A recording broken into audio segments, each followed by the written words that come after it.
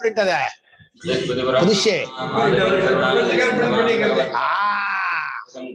ಆಧುನಿಕೋ ಪುದುಷ್ print Narasimhamurthy print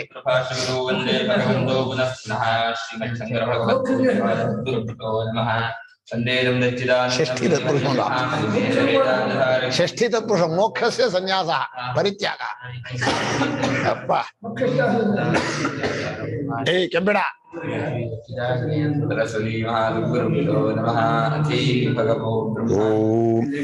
ಸರ್ವ ಸಂಸಾರ ಕ್ರಿಯಾಕಾರಕ ಫಲಲಕ್ಷಣ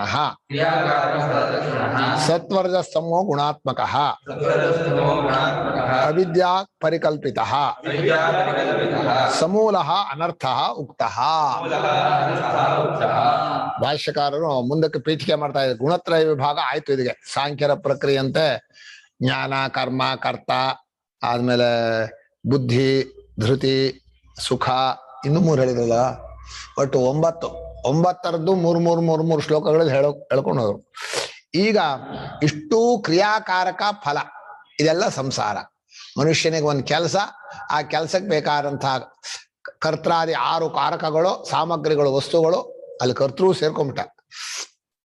ಇನ್ನು ಆ ಕ್ರಿಯೆ ನಡೆದ ಮೇಲೆ ತಾನಾಗಿ ಬರೋ ಫಲ, ಇಷ್ಟಪಟ್ಟ ಫಲ ಬರಲ್ಲ. ಅಂಥದ್ದೇ ಸಂಸಾರ. ಅಂದ್ರೆ ಕರ್ತೃತ್ವ ಭೋಗ ಮಾಡೋದು, ಅನುಭವಿಸೋದು, ಅದೇ ಸಂಸಾರ. ಅದೇ ಅನರ್ಥ. ಕರ್ತೃತ್ವ ಭೋಕ್ತೃತ್ವ ಲಕ್ಷಣ ಸಂಸಾರ, ಸುಖ ದುಃಖ ಭೋಗ ಲಕ್ಷಣ ಸಂಸಾರ, ಕ್ರಿಯಾಕಾರಕ ಫಲ ಲಕ್ಷಣ ಸಂಸಾರ. ಇಷ್ಟೇ ಅಂದ್ರೆ ಅದಕ್ಕೆ ವೈರಾಗ್ಯ ಬರಬೇಕು. ಆಯ್ತು, ಇಷ್ಟೇ. ಇದು ಈ ಕೊಳಕ್ ಹೋಗಲ್ಲ. ಇದು ಅತಿ ಕೊಳಕನ್ನ ತೊಳೆದು ಶುದ್ಧಿ ಮಾಡಕ್ ಬರಲ್ಲ. ಕೊಳಕನ್ನ ಏನ್ ಮಾಡ್ಬೇಕು? ಬಿಟ್ಟಾಕ್ಬೇಕು, ಎಸ್ಬೇಕು. ಪೂರ್ತಿ ಕೊಳತಿರೋ ಮಾವಿನ ಹಣ್ಣು ಒಂಚೂರು ಅರ್ಧ ಕೊಯ್ತು, ಅದೆಲ್ಲ ಆಗಲ್ಲ, ಅರ್ಧ ಎಸಿ ಆ ಕಡೆ. ಈಗ ಈ ಸಂಸಾರ ಅನ್ನೋದು ಕೊಳಕು. ಅದರಲ್ಲಿ ಸತ್ವ, ರಜಸ್ಸು, ತಮಸ್ಸು ಒಂದು 3 ಗುಣ ವಿಭಾಗ ಹೇಳಿದ್ವು. 3 ಗುಣಗಳು ಬಿಡೋದೆ. ಸುಮ್ಮನೆ ಅದನ್ನು ತೋರ್ಸೋಕೆ ಸತ್ವರಜಸ್ ತಮೋ ಗುಣಗಳು ಅಂತ ಸಾಂಖ್ಯರ ಪ್ರಕ್ರಿಯೆಯನ್ನು ಸೇರಿಸ್ಕೊಂಡು ಹೇಳಿದ್ರು. ಈ ಸಂಸಾರವನ್ನೇ ವರ್ಣನೆ ಮಾಡಿದ್ರು.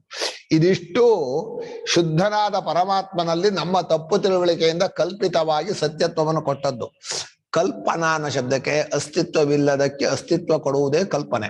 ಕ್ಲುಪು ಸಾಮರ್ಥ್ಯ ಏನ್ ಹೇಳ ಧಾತು. ಅದು ಯಾವುದಕ್ಕೆ ಅಸ್ತಿತ್ವವೇ ಇಲ್ವೋ ಅದಕ್ಕೆ ಅಸ್ತಿತ್ವ ಕೊಡೋ ಶಕ್ತಿ ಯಾವುದಕ್ಕಿದೆ? ಕಲ್ಪನೆಗಿದೆ. ಅದನ್ನ ತಪ್ಪು ತಿಳುವಳಿಕೆಯಿಂದ ಕಲ್ಪಿತವಾಗಿದೆ ಈ ಜಗತ್ತಿನ ಎಲ್ಲ ರೂಪಗಳು, ಎಲ್ಲ ಗುಣಗಳು. ಅದು ಸಮೂಲ ಅನರ್ಥ ಉಕ್ತ. ಅವಿದ್ಯೆಯೇ ಮೂಲ. ಅದಕ್ಕೆ ಆ ಅನರ್ಥವನ್ನು ಹೇಳಿದ್ದಾಯ್ತು. ಪದೇ ಪದೇ ಭಗವಂತ ಹೇಳ್ತಾನೆ ಸಂಸಾರವನ್ನೇ ಜಾಸ್ತಿ ಅಂದ್ರೆ ಶಬ್ದಗಳು ಇಲ್ಲಿ ಹೇಳೋಕ್ ಜಾಸ್ತಿ ಇದೆ.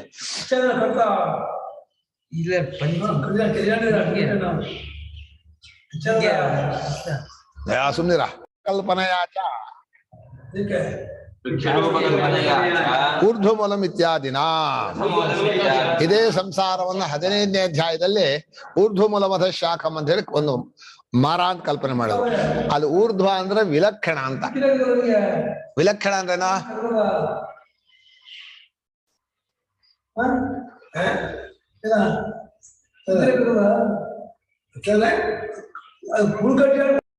ಮೇಲೆ ಅಂದ್ರೆ ಮೇಲೆ ಅಂದ್ರೆ ಏನೋ? ಸಂಸಾರದಿಂದ ಮೇಲೆ ಅಂದ್ರೆ ಸಂಸಾರಕ್ಕಿಂತ ವಿಲಕ್ಷಣ, ಬೇರೆ ಜಾತಿ ಅಂತ ಅರ್ಥ. ಈ ಸಂಸಾರವೆಲ್ಲ ಅಷ್ಟು ಸೇರಿಸಿ ಒಂದು ಮೂಟೆ ಮಾಡಿದ್ರೆ ಅದನ್ನ ನೋಡೋ ಸಾಕ್ಷಿ ಬೇರೆ ತರ ಇದ್ದಾನೆ. ಈ ಟೈಪ್ ಅಲ್ಲ. ಅದನ್ನ ಊರ್ಧ್ವ ಅಂತ ಹೇಳಿದ್ರು. ಊರ್ಧ್ವವಾದ ಅಂದ್ರೆ ಇನ್ನೊಂದು ಅರ್ಥ ಇದೆ, ಪವಿತ್ರವಾದ್ದು, ಅವ್ಯಯವಾದ್ದು, ನಾಶವಾಗದೆ ಇರುವಂತಹ ಮೂಲ. ಯಾರೋ ಊರ್ಧ್ವ ಮೂಲ? ಪರಮಾತ್ಮನೇ. ಅವನಲ್ಲೇ ನಾವು ಕಲ್ಪನೆ ಮಾಡಿದ್ರಿಂದ ಅವನೇ ಆಸ್ಪದ.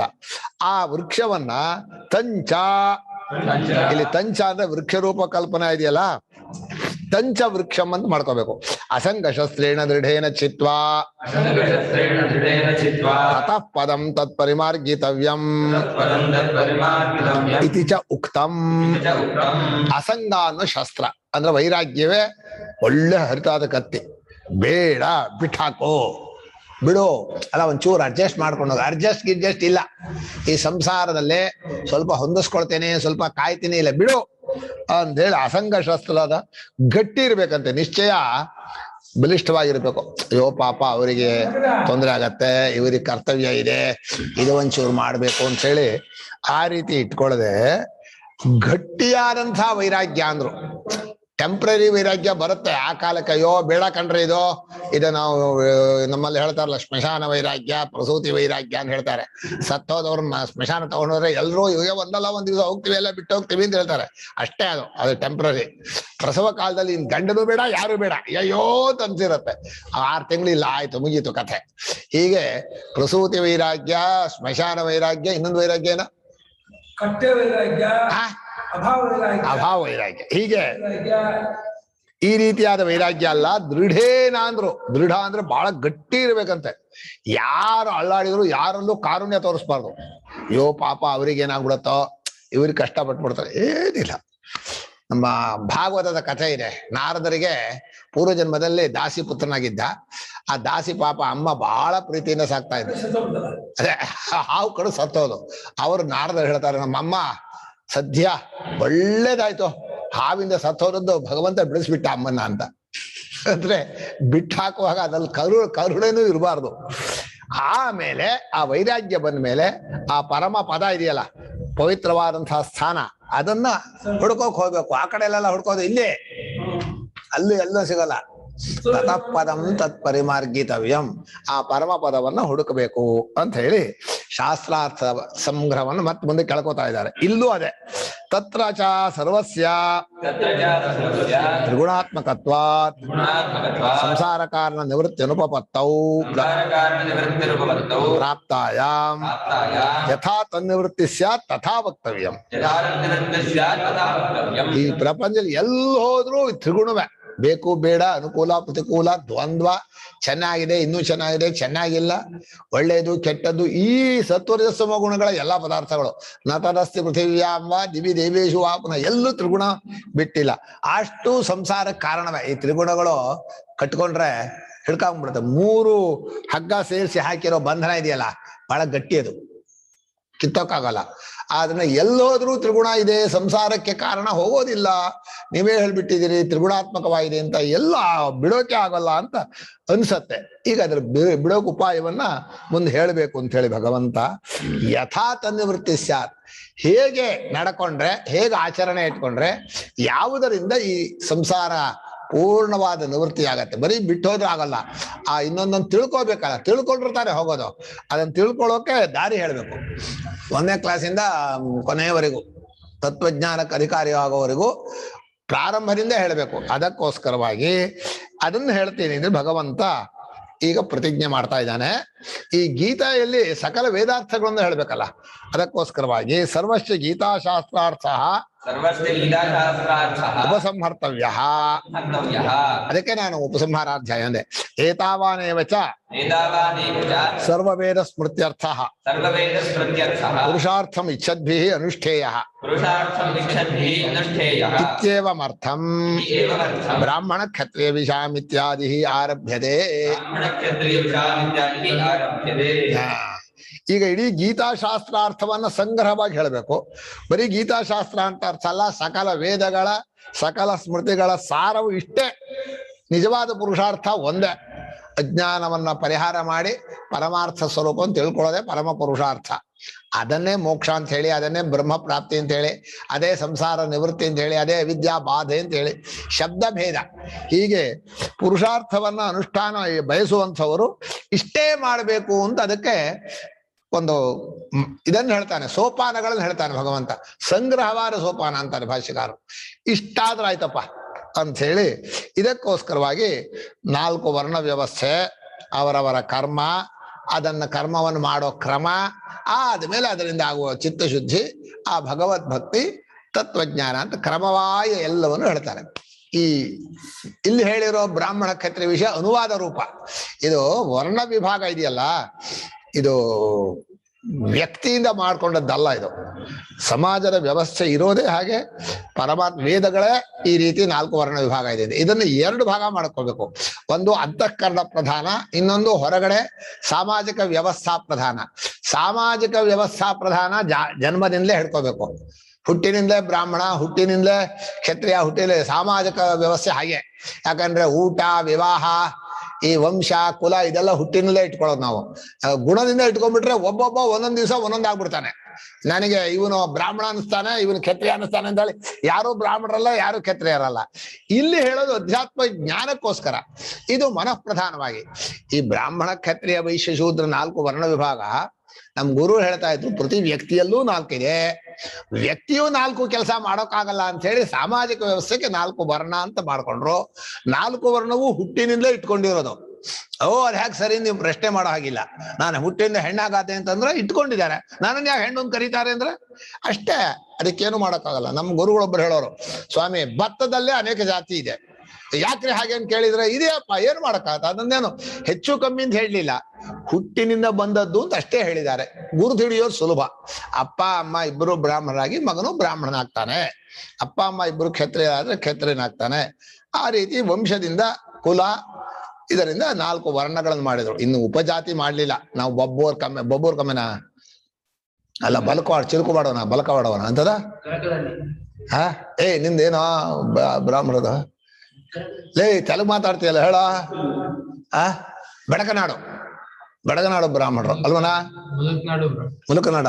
ಒಟ್ಟು ತೆಲುಗು ಮಾತಾಡೋರೆಲ್ಲ ತೆಲುಗು ಬ್ರಾಹ್ಮಣರು, ತಮಿಳು ಮಾತಾಡೋರೆಲ್ಲ ತಮಿಳು ಬ್ರಾಹ್ಮಣರು. ಈ ಕರ್ನಾಟಕದಲ್ಲಿ ಕರ್ನಾಟಕ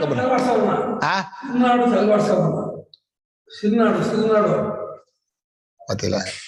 ಒಟ್ಟು ದೇಶದ ಹೆಸರು, ಕುಲಾಚಾರದ ಹೆಸರಿದೆ, ಆದ್ರೆ ಅದೆಲ್ಲ ಇಟ್ಕೊಂಡಿಲ್ಲ ಶಾಸ್ತ್ರದಲ್ಲಿ. ಒಟ್ಟು ಬ್ರಾಹ್ಮಣರು ಒಂದೇ ಪಂಗಡ. ಬ್ರಾಹ್ಮಣ ಕ್ಷತ್ರಿಯ ವಿಷಾಂ, ಅದೇನ ಈಗ ಶ್ಲೋಕ? ಬ್ರಾಹ್ಮಣ ಕ್ಷತ್ರಿಯ ವಿಷಾಂ ಶೂದ್ರಾಣಾಂಚ ಪರಂತಪ.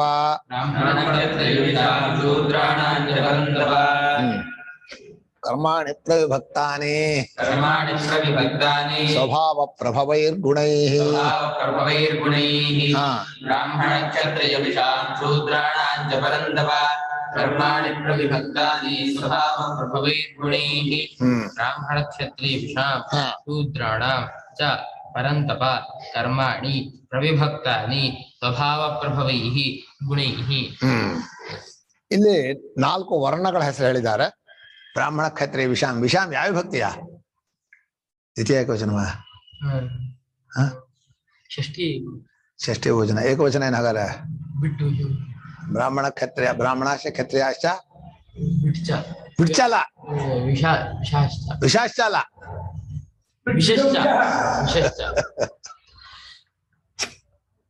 ಯೋಚನೆ ಮಾಡ. ಬಹಳ ತಮೋಗುಣ ಹೆಚ್ಚಾಗ್ಬಿಡುತ್ತೆ. ಬ್ರಾಹ್ಮಣ ಕ್ಷತ್ರಿಯ ವೈಶ್ಯರು ಶೂದ್ರರು ಈ 4 ವರ್ಣದವರು. ಅಯ್ಯೋ ಚುರುಕಾಗ್ಬೇಕು. ಅದು ಏನೋ ಆಗಿದೆ ಬೈಸ್ಕೊಂಡು. ಏನಾಗಿದ್ಯಾ? ಚೆನ್ನಾಗಿಲ್ವನ? ಉತ್ಸಾಹದಲ್ಲಿರೋ ಜೋಗರ್ಸ್ಬಿಡ. ಇವರಿಗೆ ಸ್ವಭಾವ ಪ್ರಭಾವ ಅಂದ್ರು. ಇಲ್ಲಿ ಸ್ವಭಾವ ಪ್ರಭಾವ ಅಂತ 2 ಪದ ಇದೆ. ಸ್ವಭಾವ ಅಂದ್ರೆ ಜನ್ಮತಃ ಅವರಲ್ಲಿರುವಂತಹ ಗುಣಗಳು. ಪ್ರಭಾವ ಅಂದ್ರೆ ಅವರ ಅಂತಃಕರಣದಿಂದಲೇ ಆಗಿರುವಂತಹ ಸತ್ವರಜಸ್ತಮ ಗುಣಗಳು. ಇಲ್ಲಿ ಸತ್ವರಜಸ್ತಮ ಗುಣಗಳಿಂದಲೇ ಜನ್ಮ, ಸತ್ವರಜಸ್ತಮ ಗುಣಗಳೇ ಅವರ ಮನಸ್ಸಲ್ಲಿ ಇರೋದು. ಆ ಸತ್ವರಜಸ್ತಮ ಗುಣಗಳು ತಕ್ಕ ಹಾಗೆ ಮುಂದೆ ಕರ್ಮ ಮಾಡ್ತಾರೆ ಅಂತ. ನೀನು ಹುಟ್ಟಿರೋದು ಸತ್ವರಜಸ್ತಮ ಗುಣಗಳಿಂದ, ನಿನ್ ಮನಸ್ಸಲ್ಲಿರೋದು ಸತ್ವರಜಸ್ತಮ ಗುಣಗಳೇ. ಅದಕ್ಕೆ ತಕ್ಕ ಹಾಗೆ ಶಾಸ್ತ್ರ ವಿಧಾನ ಮಾಡಿದೆ ಕರ್ಮಗಳನ್ನ. ಪ್ರತಿಯೊಬ್ಬರಿಗೂ 4 ಕೆಲಸ ಮಾಡಬೇಕಾಗತ್ತ ನಾವು. ಆದ್ರೆ ಹೆಚ್ಚು ಸಾತ್ವಿಕ ಗುಣ ಇದ್ದವರಿಗೆ ಸಾತ್ವಿಕ ಕರ್ಮವನ್ನು ಹೇಳ್ತಾರೆ. ಹೆಚ್ಚು ರಾಜೋಗುಣವಿದ್ದವರ 3 ಗುಣಗಳು ಬಂಧನವೇ. ಇಷ್ಟು ವಿಭಾಗ ಮಾಡಿದ್ದು ಸ್ವೇ ಕರ್ಮಣ್ಯ ಭೇರತ, ಅದಕ್ಕೋಸ್ಕರವೇ ಹೊರತು ಇವ್ರು ಇದನ್ನು ಮಾಡಿದ್ರು ಅದನ್ನ ದೊಡ್ಡ ಅಂತಲ್ಲ. ನಿನ್ ಗುಣದ್ ನೀನ್ ಮಾಡಿದ್ಯಾ, ಅವ್ರ ಗುಣದ ಅವ್ರು ಮಾಡಿದ್ದಾರೆ. ಅವರವರ ಕರ್ತವ್ಯವನ್ನ ಅವರವ್ರು ಮಾಡೋದು ಅನ್ನೋದು ಸಮಾನ. ಆದ್ರೆ ಆ ಕರ್ತವ್ಯವನ್ನ ಭಗವದರ್ಪಣೆಯಿಂದ ಮಾಡೋದು ಅನ್ನೋದು ಸ್ವಲ್ಪ ವಿಶೇಷ. ಯಾವುದೇ ಕರ್ಮವನ್ನ ತಮ್ಮ ಕರ್ತವ್ಯವನ್ನ ಭಗವದರ್ಪಣೆಯಿಂದ ಮಾಡಿದರೆ ಉತ್ತಮವಾದ ಯಜ್ಞಾದಿಗಳಿಗೆ ಯಾವ ಫಲವೋ, ಕಸ ಗುಡಿಸುವಂತಹ ಅವನ ಕರ್ಮಕ್ಕೂ ಅಷ್ಟೇ ಫಲ, ಚಿತ್ತಶುದ್ಧಿ. ಆಗಲ್ಲ ಅಂತ ವಾದ ಮಾಡಿದ್ರು. ಅಲ್ಲಪ್ಪ, ಅವರವರ ಕರ್ಮವನ್ನ ಈಶ್ವರಾರ್ಪಣ ಮಾಡಿದ್ರೆ ಅದೇ ಚಿತ್ತಶುದ್ಧಿ ಅಂತ ಹೇಳಿರೋದು. ಈ ಯಜ್ಞವನ್ನ ಈಶ್ವರಾರ್ಪಣ ಮಾಡಿದ್ರೆ ಅಂತ ಹಾಗೇನು ಹೇಳಲಿಲ್ಲ ಅಂತ. ಏನಾಗ ಅರ್ಥ ಆಯ್ತಾನ? ಏನ ಅವ್ರವ್ರ ಕರ್ಮನ ಈಶ್ವರಾರ್ಪಣ ಬುದ್ಧಿ ಮಾಡಿದ್ರೆ ಅದೇ ಅವನಿಗೆ ಏನಾಗತ್ತೋ, ಹಿರಣ್ಯ ಗರ್ಭನಿಗೆ ಏನಾಗಿದೆಯೋ ಇವರಿಗೂ ಅದೇ. ಈಗ ಭಾಷ್ಯವನ್ನು ಓದೋಣ. ಬ್ರಾಹ್ಮಣಾಶ್ಚ ಕ್ಷತ್ರಿಯಾಶ್ಚ ವಿಶಶ್ಚ, ಬರೆದೇ ಬಿಟ್ರು.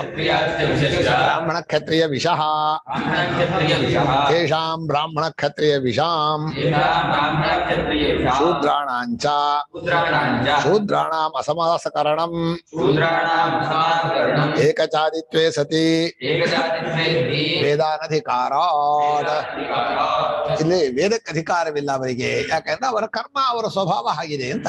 ವೇದಾಧ್ಯಯನ ಉಪನಯನ ಇಲ್ಲ, ಉಪನಯನ ಇಲ್ಲದೆ ಇರೋದ್ರೆ ವೇದಾಧಿಕಾರ ಇಲ್ಲ ಅಂದ್ರು. ಏಕಜಾತಿತ್ವ ಅಂದ್ರೆ ಅವರಲ್ಲಿ ಆಶ್ರಮಗಳಿಲ್ಲ, 4 ಆಶ್ರಮವನ್ನು ಕೊಟ್ಟಿಲ್ಲ ಅವರಿಗೆ. ಉಪನಯನ ಆದ್ರೆ ತಾನು ಉಳಿದ ಆಶ್ರಮ ಬರೋದು. ಆಶ್ರಮ ಇಲ್ಲದೆ ಇರೋದ್ರೆ ಗೃಹಸ್ಥ ಕುಟುಂಬಿಯಿಂದ ಇಟ್ಕೋಬಹುದು. ಕುಟುಂಬ ಅನ್ನೋದು ಇದ ಆಶ್ರಮನ ಅವ್ರದ ಕುಟುಂಬಿಯಿಂದ ಆಗ್ಬೋದು ಅಷ್ಟೇ. ಕುಟುಂಬದಲ್ಲಿ ಇರಬಹುದು, ಕುಟುಂಬಿ ಆದ ಮಾತ್ರ ಗೃಹಸ್ಥ ಅಲ್ಲ. ಗೃಹಸ್ಥ ಅಂದ್ರೆ ಗೃಹಸ್ಥ ಧರ್ಮ ಮಾಡ್ಬೇಕು. ಇಲ್ಲಿ ಬರ್ರೆ ಚರ್ಚೆ ಮಾಡ್ಬೇಕು, ಬರೀ ಹೊರಗಡೆ ಬಿಟ್ರೆ ಪಾಠಕ್ ಬರಲ್ಲ ಪಾಠ ಮಾಡಲ್ಲ ಅಂತ ಒಂದ್ ದಿವಸ ಪಾಠ ಕೂತ್ಕೋಬೇಡ. ಒಂದೇ ಜಾತಿನ ಶಬ್ದಕ್ಕೆ ಅಷ್ಟೂ ಜನರಿಗೂ ಕೌಟುಂಬಿಕ ವ್ಯವಸ್ಥೆಯಲ್ಲಿ ಉಂಟು, ವರ್ಣಾಶ್ರಮ ವ್ಯವಸ್ಥೆ ಇಲ್ಲ ಅನ್ನೋದನ್ನ ಹೇಳಿದ್ರು. ವರ್ಣ ಉಂಟು, ಆಶ್ರಮ ವ್ಯವಸ್ಥೆ ಇಲ್ಲ. ಆದ್ರಿಂದ ಅಲ್ಲಿ ಬ್ರಾಹ್ಮಣ ಕ್ಷತ್ರಿಯ ವಿಷ 3ರನ್ನ ಸಮಾಸ ಮಾಡಿ ಶೂದ್ರಾಣ ಬೇರೆ ಮಾಡಿದ್ದಾನೆ ಪರಮಾತ್ಮ ಅಂತ ಹೇಳಿದ್ರು. ಇನ್ನು ಹೇ ಪರಂತಪ, ಒರೇ ಜಾತಿ ಅಂದ್ರೆ ಏನರ್ಥ? ಅದೇ ಹೇಳಿದ್ನಲ್ಲ, ಒಂದೇ ಇದು ಅಂತ, ಬೇರೆ ಇದಿಲ್ಲ. ಅದಲ್ಲಪ್ಪ, ಏಕ ಜಾತಿನ ಶಬ್ದಕ್ಕೆ ಅರ್ಥ ಏನು ಅಂತಂದ್ರು. ನಾನು ಹೇಳಿದೆ ಇದಿಲ್ಲ ಅಂತ, ಆಶ್ರಮಗಳಿಲ್ಲ, ಎಲ್ಲ ಒಂದೇ. ಒಂದೇ ಆಶ್ರಮ ಅಂದ್ರೆ ಇನ್ನೇನ್ ಅರ್ಥ ಆಯ್ತು? ಏಕ ಜಾತಿ ಆಯ್ತು, ಒಂದೇ ಕುಟುಂಬ ಪದ್ಧತಿ, ಮದುವೆ ಮಾಡ್ಕೊಳ್ಳೋದು, ತಿಳಿಸೋದು. ಕುಟುಂಬ ಧರ್ಮ ಇದೆ, ಮನುಷ್ಯ ಧರ್ಮ ಇದೆ. ವರ್ಣ ಧರ್ಮ ಆಶ್ರಮ ಇದ್ರ ಧರ್ಮ ಇಲ್ಲ, ಆಶ್ರಮ ಧರ್ಮ ಇಲ್ಲ, ವರ್ಣ ಧರ್ಮ ಇದೆ. ವೇದೋಕ್ತ ಅಂದ್ರೆ ವೇದ ಮಂತ್ರದಿಂದ ಅಲ್ಲ, ವೇದ ವಿಹಿತ. ಸಂದೇಹವೇ ಇಲ್ಲ ಅದ್ರಲ್ಲಿ. ವೇದೋಕ್ತ ಕರ್ಮ ಅಂದ್ರೆ ಹೋಮ ಮಾಡೋದು, ಇದನ್ ಮಾಡ. ಈಗ ಸರಿಪ್ಪ, ನನ್ ಪ್ರಶ್ನೆ ಉತ್ತರ ಹೇಳಿ. ಅವ್ರಿಗಾಯ್ತು, ಸ್ತ್ರೀಯರಿಗೆ ಏನ್ ಮಾಡ್ತೀರಾ? ನೀವ್ ಹೇಳ್ಬೇಕು, ನಿಮ್ಗೆ ಕೊಟ್ಟಿರೋ ಪ್ರಶ್ನೆ. ಕೂತ್ ಬಿಟ್ರ ಇಲ್ಲಿ ಬರ್ರಿ, ಇಲ್ಲಿ ಏನನ್ನ ಇತ್ತು ಅನ್ನೋದಕ್ ಸೂಚನೆ ಇದೆ. ಇದೆಯೋ ಸಮಾಜದಲ್ಲಿ ಅಂದ್ರೆ ಯಾರು ಅವರು ಇಷ್ಟಪಡಲ್ಲ, ಇವ್ರು ಯಾರು ಮಾಡೋದು ಇಲ್ಲ. ಯಾರು ನಾನು ಬ್ರಹ್ಮಚರ್ಯ ಮಾಡ್ಕೊಂಡು ಗುರುಕುಲ ಮಾಡ್ತೀನಿ ಬರಲ್ಲ. ಯಾವ್ದು ಸನ್ಯಾಸನೂ ಉಂಟು ಅಂದಪ್ಪ ಶ್ಯಾಮ. ನಮ್ ಶ್ಯಾಮ ಸನ್ಯಾಸಕ್ಕೂ ಅವ್ರ ಕ್ರಮ ಇದೆ, ಅವ್ರ ಆಚಾರ ಇದೆ, ಅವ್ರ ಸನ್ಯಾಸ ವಿಧಾನ ಇದೆ ಸ್ತ್ರೀಯರಿಗೆ ಅಂತ. ಏನ್ ಹೇಳ್ತೀಯ ಅಂತ ನಾನು. ಸ್ತ್ರೀಯರಿಗೆ ಬ್ರಾಹ್ಮಣ ಉಂಟಾ ಅಲ್ಲ? ಓಹೋ, ಆಯ್ತು, ಸನ್ಯಾಸ ಉಂಟಂತೆ, ಆಯ್ತು, ಎಲ್ಲ ಸಿಕ್ತು, ಸಾಕು. ಬಾಕಿ ಯಾವ ಆಶ್ರಮಗಳು ಬೇಡವಾ? ಸನ್ಯಾಸ ಬೇಕಾ? ಆಶ್ರಮ ಬೇಡವಾ? ಮಾನಸಿಕ ಸನ್ಯಾಸ ಬೇಕು. ಗುರುಕುಲ ನೀವು ಗುರುಕುಲಕ್ಕೆ ಸೇರದೆ ಹೋದ್ರೆ ಸನ್ಯಾಸ ಬರಲ್ಲ. ಯಾರು ನಾವಿರೋದೇ ಗುರುಕುಲ. ಅಪ್ಪ,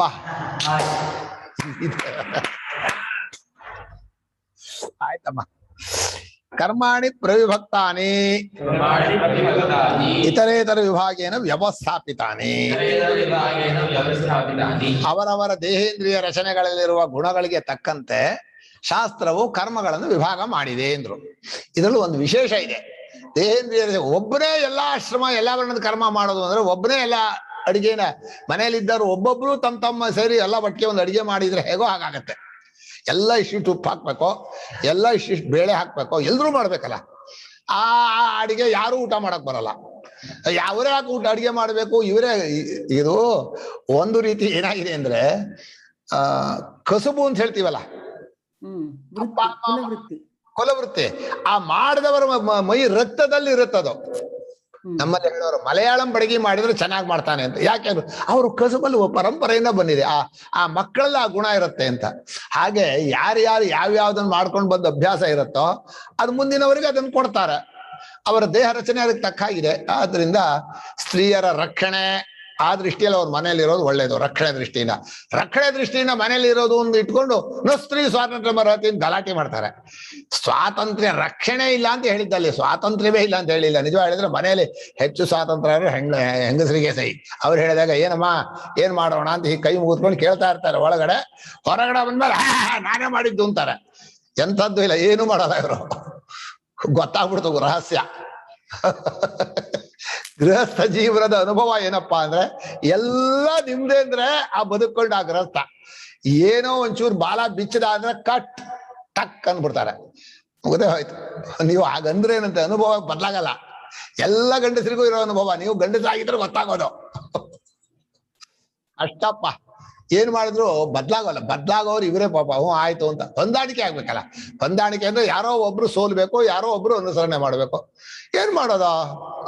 ಹಾಗೆ ನಾನು ನಮ್ಮ ಸ್ನೇಹಿತರು 15 ಜನ ಇದ್ದಾರೆ, ಎಲ್ರು ಇದೇ ಮಾತು ಹೇಳಿದ್ರು. ಇಲ್ಲ ನಾವೇ ಅನುಸರಣೆ ಮಾಡ್ಬೇಕು, ನಾವೇ ಹೇಳಿದ ಕೇಳ್ಬೇಕು, ನಾವೇ ಹೇಳಿದ ಹೋಗ್ಬಿಟ್ರೆ ನಾವು ಶಾಂತವಾಗಿ ಇರ್ಬಹುದು. ಸರಿಪ್ಪ ನಾನು ಸನ್ಯಾಸ ಅವರೇ ಕೊಟ್ಟದ್ದು, ಇನ್ ಜನ ಅಲ್ಲ. ಸನ್ಯಾಸದ ಪ್ರಧಾನ ಆಚಾರ್ಯ ಯಾರೋ ಅವರೇ. ಆಚಾರ್ಯಾಣಿ ಬೇಡ, ಆಚಾರ್ಯ ಉಪದೇಷ್ಟ ಅಂತ. ಆಚಾರ್ಯ ಪತ್ನಿ ಆದ್ರೆ ಆಚಾರ್ಯಣೆ ಆಗತ್ತೆ. ಹೀಗೆ ಆಯಾಯ ದೇಹಕ್ಕೆ ತಕ್ಕ ಹಾಗೆ ಕರ್ಮಗಳನ್ನ ವಿಭಾಗ ಮಾಡಿದ್ದಾರೆ, ಆ ದೇಹದ ರಚನೆಗೆ ತಕ್ಕ ಹಾಗೆ. ಅದು ಒಂದು ರೀತಿ ಸರಿ ಇದೆ. ಜಗಳ ಮಾಡ್ತಾರೆ, ಎಲ್ರಿಗೂ ಎಲ್ಲ ಮಾಡೋಕ್ ಅವಕಾಶ ಇರಬೇಕು ಅಂತ ಅರ್ಥ ಇಲ್ಲ ಅದರಲ್ಲಿ. ಕೇನ ಅಂದ್ರೆ ಕರ್ಮಗಳನ್ನು ವಿಭಾಗ ಮಾಡಿದ್ದು ಯಾವುದನ್ನು ಇಟ್ಕೊಂಡು, ಯಾವ ಅಳತೆಯಿಂದ ಅಂದ್ರೆ ಸ್ವಭಾವ ಪ್ರಭವೈರ್ ಗುಣೈಹಿ. ಸ್ವಭಾವ ಈಶ್ವರಸ್ಯ ಪ್ರಕೃತಿ ತ್ರಿಗುಣಾತ್ಮಿಕ ಮಾಯಾ. ಈಶ್ವರನದೇ ಆಗಿರುವ ಪ್ರಕೃತಿ, ಈಶ್ವರನೇ ತೋರಿದ, ಈಶ್ವರನ ಅಧೀನವಾದ, ಈಶ್ವರನೇ ಆ ರೀತಿ ತೋರ್ಕೊಂಡಂತ ಪ್ರಕೃತಿ, ಸತ್ವರಜ ಸಮೋಣೋಪವಾದಂತಹ ಪ್ರಪಂಚ. ಆಯಾ ದೇಹೇಂದ್ರಿಯಗಳ ರಚನೆ, ಆಯಾ ದೇಹೇಂದ್ರಿಯ ರಚನೆಯಲ್ಲಿ ಏನು ಸ್ವಭಾವ ಇದೆಯೋ ಅದು ಈಶ್ವರನ ಪ್ರಕೃತಿ. ಆ ಪ್ರಕೃತಿಗೆ ತಕ್ಕ ಹಾಗೆ ಕರ್ಮಗಳನ್ನು ಮಾಡಿದ್ದಾರೆ. ಅದು ಇವತ್ತು ಮಾಡಿದ್ದಲ್ಲ, ನೆನ್ನೆ ಮಾಡಿದ್ದಲ್ಲ. ಒಬ್ಬರಿಗೆ ಬಾಯಿ ಜಾಸ್ತಿ, ಅವ್ರು ಬಾಯಲ್ಲೇ ಹೇಳ್ತಾ ಇರಲಿ. ಒಬ್ಬರಿಗೆ ಕೈಕಾಲು ಶಕ್ತಿ ಜಾಸ್ತಿ, ಕೈಕಾಲು ಕೆಲಸನೇ ಮಾಡ್ತಾ ಇರಲಿ. ಯಾವ ಕೆಲಸ ಹೆಚ್ಚು, ಯಾವುದು ಕಡಿಮೆ, ಏನು ವ್ಯತ್ಯಾಸ ಇಲ್ಲ.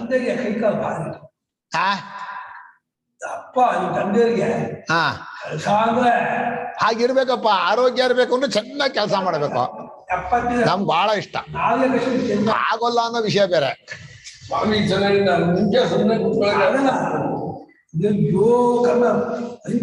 ಪೆನ್ ಹಿಡಿದ್ರೆ ಕೈ ನೋಯುತ್ತೆ ಅನ್ನೋರು. ಗುದ್ಲಿ ಹಿಡಿದ್ರೆ, ಕೊಟ್ಟೆ ಹಿಡಿದ್ರೆ ಪರವಾಗಿಲ್ಲ, ಪೆನ್ ಹಿಡ್ಕೊಂಡ್ರೆ ಕೈ ನೋಯುತ್ತೆ. ಸಣ್ಣದದು ಅಂತ. ಆಯ್ತು ನೀವ್ ಇಲ್ಲಿ ಬರ್ರೆ, ಅಲ್ಲಿದ್ರೆ ಗೊತ್ತಾಗಲ್ಲ, ಕೇಳಲ್ಲ. ನೋಡ್ರೆ ಮರೆಯಾಗ ಕೂತ್ಕೊಂಡು ಹೋಗಿ ಗೋಳು ಹಾಕೋತಾರ. ಸಾ ಪ್ರಭಾ ಯಶಾಂ ಗುಣಾನಾಂ ತೇ ಸ್ವಭಾವ ಪ್ರಭವಾ. ಆ ಪ್ರಕೃತಿಯ ಗುಣ ಇದೆಯಲ್ಲ, ಆ ತ್ರಿಗುಣಾತ್ಮಕವಾದ ಪ್ರಕೃತಿ, ಅದರಿಂದ ರಚನೆಯಾದ ಶರೀರ, ಆ ಶರೀರದಲ್ಲಿ ಮತ್ತು ಮನಸ್ಸಲ್ಲಿ ಅದೇ ಗುಣ ಹುಟ್ಕೊಳ್ಳುತ್ತೆ. ಯಾವ ಮೂರು? ಸತ್ವಗುಣ, ರಜೋಗುಣ, ತಮೋಗುಣ. ಆ ಸತ್ವರಜ ಸಮೋ 3 ಗುಣಗಳು ಒಂದಕ್ಕೊಂದು ಸ್ವಲ್ಪ ಮಿಕ್ಸ್ ಮಾಡ್ಕೊಂಡು ಹುಟ್ಟುತ್ತೆ. ಅಂದ್ರೆ ಪ್ರತಿಯೊಬ್ಬ ಮನುಷ್ಯನು ಕೆಲವು ಟೈಮಲ್ಲಿ ಸತ್ವಗುಣ, ಕೆಲವು ಟೈಮಲ್ಲಿ ರಜೋಗುಣ, ಕೆಲವು ಟೈಮಲ್ಲಿ ತಮೋಗುಣ. ಯಾವಾಗ ಮನುಷ್ಯ ಬೆಳಗ್ಗೆ ಎದ್ದು ತಿಳ್ಕೋಬೇಕು, ಒಳ್ಳೆ ಸಂತೋಷ ಶಾಂತವಾಗಿರ್ಬೇಕು ಅಂದ್ರೆ ಸತ್ವಗುಣ. ಕೆಲಸ ಮಾಡಬೇಕು ಅಂತ ಆಸೆ ಶುರುವಾದ್ರೆ ರಜೋಗುಣ ಬರುತ್ತೆ. ಸುಸ್ತಾಯ್ತು ಅಂತ ತೂಕಡಿಸ್ತಾ ಇದ್ರೆ ಅಥವಾ ನಿದ್ದೆಗೆ ಹೋದ್ರೆ, ಸೋಮಾರಿ ಆದ್ರೆ ತಮೋಗುಣ ಬರುತ್ತೆ. ಪ್ರತಿಯೊಬ್ಬನಿಗೂ 3 ಗುಣಗಳು ಒಂದಾದ್ಮೇಲೆ ಬರುತ್ತೆ.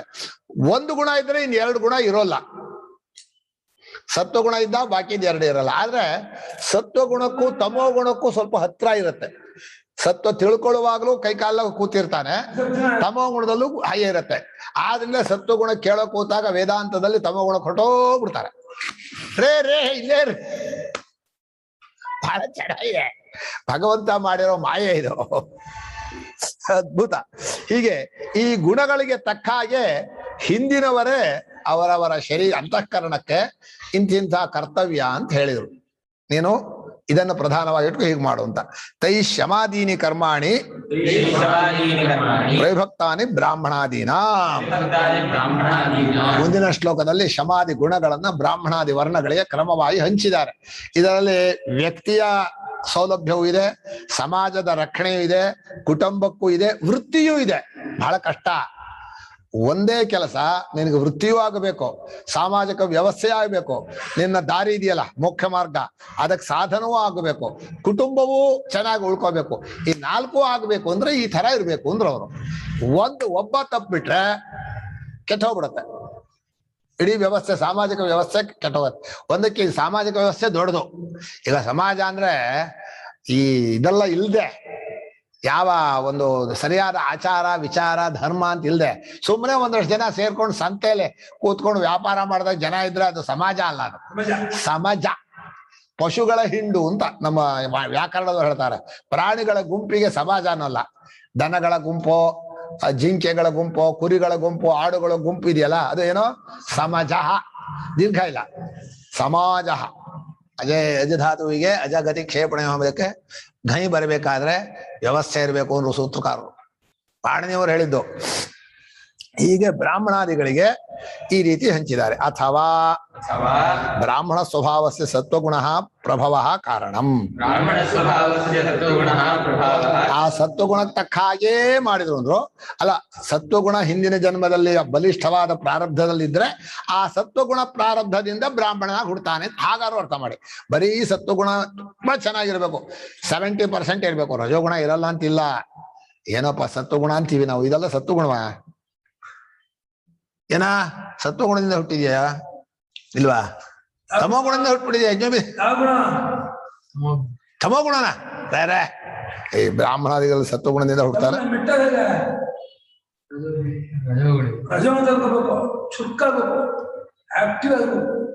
ದಿವಸ 10 ಕಿಲೋಮೀಟರ್ ಓಡು, ಕೈಕಾಲ ನೋಯುತ್ತೆ.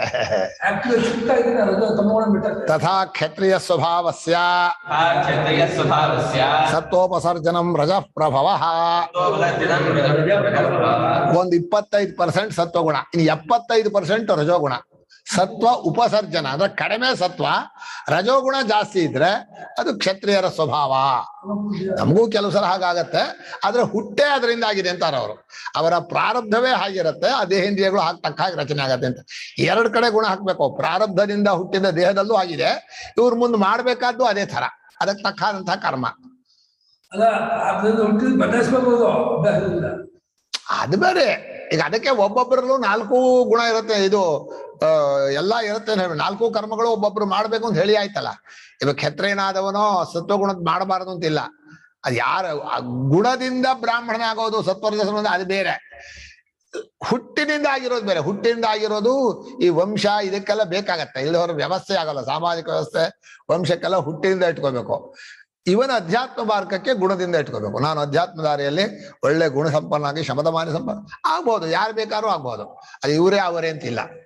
ಆದ್ರಿಂದ ಗುಣವು ಮನಃಪ್ರಧಾನವಾಗಿಯೋ ದೇಹವು ಪ್ರಾರಬ್ಧ ಪ್ರಧಾನವಾಗಿರೋದ್ರಿಂದ ಪ್ರಾರಬ್ಧ ದೇಹಕ್ಕೆ ತಕ್ಕ ಹಾಗೆ ಮದುವೆ ಊಟ ಅಷ್ಟೇ. ಹುಟ್ಟು ಸಾವು ಸಂಸ್ಕಾರಗಳು, ಸುಟ್ಟ ಮೇಲೆ ಸುಡೋದೋ ಏನ್ ಮಾಡೋದು ಅಂತ ಅದೆಲ್ಲ ಅವರ ಕುಲಾಚಾರ. ಒಳಗಡೆ ಮನಸ್ಸು ಮಾತ್ರ ಒಳ್ಳೆ ಸತ್ವಗುಣದಿಂದ ಇಟ್ಕೋಬೇಕು. ಚೆನ್ನಾಗಿ ಶುದ್ಧವಾಗಿ ಇಟ್ಕೊಂಡ್ರೆ ಅವನು ಬದಲಾಯಿಸ್ಕೊಳಕ್ ಬರುತ್ತೆ. ದೇಹ ಹೇಗಿದ್ರು ಒಳಗಿನ ಮನಸ್ಸನ್ನು ಬದಲಾಯಿಸ್ಕೋಬೋದಲ್ಲ. ಈಗ ವಿದುರನ ಗುಣ ಏನ್ ಹೇಳೋಣ, ತತ್ವಜ್ಞಾನಿ ಅವನು, ಮಹಾಸತ್ವ, ಅತಿ ಸತ್ವ, ಸತ್ವನ್ಲು ಪರಿಶುದ್ಧ ಸತ್ವನಾದವನು. ಹೀಗೆ ವೈಶ್ಯ ಸ್ವಭಾವಸ್ಯ ತಮೋಪಸರ್ಜನಂ ರಜಃ ಪ್ರಭವ. ವೈಶ್ಯನ ಪ್ರಾರಬ್ಧ ಕರ್ಮದಲ್ಲಿ ತಮೋಗುಣ ಕಡಿಮೆ ಇರುತ್ತೆ, ರಜೋಗುಣ ಹೆಚ್ಚಿರುತ್ತೆ. ಸಂಗ್ರಹ ಮಾಡ್ತಾನೆ, ಎಲ್ಲ ಹಂಚ್ತಾನೆ ಅಂತ ಆ ಅರ್ಥದಲ್ಲಿ. ಶೂದ್ರ ಸ್ವಭಾವಸ್ಯ ರಜ ಉಪಸರ್ಜನಂ ತಮಃ ಪ್ರಭವ. ಶೂದ್ರನ ಸ್ವಭಾವ ಪ್ರಕೃತಿಯಲ್ಲಿ ಅಂದ್ರೆ ಅವನ ಪ್ರಾರಬ್ಧದಲ್ಲಿ ರಜಸ್ಸು ಕಡಿಮೆ ಇರುತ್ತೆ, ತಮಸ್ಸು ಹೆಚ್ಚಿರುತ್ತೆ ಅಂತ ಹೇಳಿ ಈ ರೀತಿ 4 ವರ್ಣಗಳು ಹೇಳಿದ್ದಾರೆ. ಎಲ್ಲಾ ಗುಣಗಳು ಬೇಕು ಮನುಷ್ಯನಿಗೆ. ನನಗೆ ತಮೋ ಗುಣ ನಿದ್ದೆನೇ ಬೇಡ ಅಂದ್ರೆ ಅವನಿಗೆ ಯಾವ ಗುಣವೂ ಬರಲ್ಲ. 4 ಗುಣಗಳು ಬೇಕು. ಅದಕ್ಕೆ ಕಾಲು ಹೆಚ್ಚೋ ತಲೆ ಹೆಚ್ಚೋ ಅಂತ ಕೇಳಿದ್ರು. ನಡೆಯುವ ಕಾಲೇ ಬೇಕು, ತಿಳ್ಕೊಳ್ಳುವ ತಲೆ ಬೇಕು. ಹೆಚ್ಚು ಕಡಿಮೆ ಇಲ್ಲ. ಒಂದು ದೇಹದಲ್ಲಿ ಯಾವ ಅವಯವು ಹೆಚ್ಚು ಇಲ್ಲ ಕಡಿಮೆನೂ ಇಲ್ಲ. ಅದಕ್ಕೆ ಬಹಳ ಕಷ್ಟ. ನಮ್ಗೆ ಹೇಳಿದ್ರು, ಅಯ್ಯೋ ಕಾಲ್ ನೋವು ಆಗ್ಬಿಟ್ರೆ ಬಹಳ ಕಷ್ಟ, ಯಾಕಂದ್ರೆ ಬ್ಯಾಂಡೇಜ್ ಹಾಕ್ಬಿಡ್ತಾರೆ. ಆಮೇಲೆ ನಡ್ಕೊಂಡು ಹೋಗೋದು ಇದು ಆಗಲ್ಲ. ಈ ಕೂತ್ ಜಾಗದಲ್ಲೇ ಬೆಡ್ ಪ್ಯಾನ್ ಕೊಡ್ಬೇಕಾಗತ್ತೆ, ಕಾಲ್ ಮಾತ್ರ ಬರ್ಕೋಬಾರ್ದು ಅಂತ ಒಬ್ರು. ಅಯ್ಯೋ ಕಣ್ಣು ನೋವು ಹೆಚ್ಚು ಕಣ್ಣು ಇಲ್ಲಿ ಹೋದ್ರೆ ನಡೆಯೋಕೆ ಆಗಲ್ಲ ಅಂತ ಇನ್ನೊಬ್ಬ. ಹೊಟ್ಟೆ ನೋವು ಕಷ್ಟ, ಊಟ ಮಾಡಕ್ ಆಗಲ್ಲ, ಎಲ್ಲ ನೋವು ಕಷ್ಟವೇ. ಅದು ಇದು ಅಂತಲ್ಲ, ಒಟ್ಟು ಒಂದು ದೇಹದ ರಚನೆಯಲ್ಲಿ ಯಾವುದಕ್ಕೆ ಏಟ್ ಬಿದ್ರೂ ಕಷ್ಟವೇ. ಹಾಗೆ ಸಾಮಾಜಿಕ ವ್ಯವಸ್ಥೆಯಲ್ಲಿ 4 ಕೆಲಸ ಆಗ್ಬೇಕು. ಒಬ್ಬೊಬ್ರು 4 ಮಾಡೋಕ್ಕಾಗಲ್ಲ ಅಂತ ಹಂಚ್ಕೊಂಡು ಮಾಡ್ತಾ ಇದ್ರು. ಈಗ ಅದೆಲ್ಲ ಹೋಗಿದೆ, ವರ್ಣಾಶ್ರಮ ವ್ಯವಸ್ಥೆ ಪೂರ್ತಿ ಕೆಟ್ಟೋಗಿದೆ. ಪ್ರಶಾಂತ ಐಶ್ವರ್ಯ ಇಹ ಮೂಢತಾ ಸ್ವಭಾವ ದರ್ಶನಾತ್ ಚತುರ್ನಾಂ. ಸಿಟ್ಟಿಲ್ದೆ ಇರೋದು ಅನ್ನೋದು ಪ್ರಶಾಂತತ. ಬ್ರಾಹ್ಮಣ ಇದು ಸತ್ವಗುಣ ಪ್ರಾರಬ್ಧವಾದ ಬ್ರಾಹ್ಮಣ ಜಾತಿಯಲ್ಲಿ ಇರಬೇಕು. ಶಾಂತವಾಗಿರ್ಬೇಕು, ಕಾಮಕ್ರೋಧಗಳು ಇರಬಾರ್ದು, ಸಂತೃಪ್ತನಾಗಿರ್ಬೇಕು. ಅಸಂತುಷ್ಟೋ ದ್ವಿಜೋ ನಷ್ಟ ಅಂತಾರೆ. ಏನು ಬರುತ್ತೋ ಅದರಲ್ಲಿ ತೃಪ್ತಿ ಸಾಕು ಅಂತಿರ್ಬೇಕು. ಅವನಿಗೆ ಮಾತ್ರ ಕ್ಷತ್ರಿಯನಲ್ಲಿ ರಜೋಗುಣ, ಇನ್ನೂ ಬೇಕು, ಯುದ್ಧ ಮಾಡ್ಬೇಕು, ಗೆಲ್ಬೇಕು, ಚಾಲೆಂಜು. ಅದು ನಮ್ಮವ್ರು ಹೇಳೋರು, ಏನ್ ಚಾಲೆಂಜ್ ಕಟ್ತೇನೆ, ಏನ್ ಕ್ಷತ್ರಿಯ ನಾನು, ಅವ್ರು ನಮ್ಮ ತಂದೆ ಬೈಯೋರು. ಚಾಲೆಂಜು, ಬಾಜು, ನಾನು ಹೆಚ್ಚ ನೀನ್ ಹೆಚ್ಚ, ಇದೆಲ್ಲ ಕ್ಷತ್ರಿಯ ಗುಣ. ಇದು ಅದು ಐಶ್ವರ್ಯ, ಆಧಿಪತ್ಯ, ಮೇಲಾಯ್ತು. ಅದಕ್ಕೇನು ಮೇಲಾಟ ಮಾಡೋದು ಅಂತಾರಲ್ಲ, ಪೈಪೋಟಿ, ಮೇಲಾಟ, ಸ್ಪರ್ಧೆ, ಅದೆಲ್ಲ ಕ್ಷತ್ರಿಯ ಗುಣ. ಇನ್ನು ಈಹ, ಏನಾದ್ರೂ ಕೆಲಸ ಮಾಡ್ತಾನೆ ಇರ್ಬೇಕು ದುಡ್ಡಿಗಾಗಿ. ದುಡ್ಡಿಗೋಸ್ಕರ ಹುಡ್ತಾ ಎಲ್ಲಿ ದುಡ್ಡು ಸಿಗತ್ತೆ, ದುಡ್ಡಿಗೋಸ್ಕರ ಬಹಳ ಕೆಲಸ ಮಾಡ್ತಾ ಇದ್ರೆ ಅದು ವೈಶ್ಯ ಗುಣ. ಮಂಕಾಯಿಗೆ ಬರೀ ಸೇವೆ ಮಾಡ್ತಾ ಇದ್ರೆ ಮೋಹ. ಆ 4 ಗುಣಗಳು ಸ್ವಭಾವದಲ್ಲಿ ಕಂಡಿದೆ ಎಂದ್ರು. ಅಥವಾ ಈಗ ಹೇಳ್ತಾರೆ, ಜನ್ಮಾಂತರಕೃತ ಸಂಸ್ಕಾರ ಪ್ರಾಣಿನಾಂ ವರ್ತಮಾನ ಜನ್ಮನಿ ಸ್ವಕಾರ್ಯಾಭಿಮುಖತ್ವೇನ ಅಭಿವ್ಯಕ್ತ ಸ್ವಭಾವ. ಅಲ್ಲಿ ಗುಣಕ್ಕೆ ಹೇಳಿದ್ರು, ಪರಮಾತ್ಮನ ಗುಣಗಳು, ಸತ್ವರಜಸ್ತಮ ಗುಣಗಳು ಈ ರೀತಿ ಕೆಲಸ ಮಾಡಿಸತ್ತೆ ಅಂತ ಗುಣವನ್ನು ಹಂಚಿದ್ರು.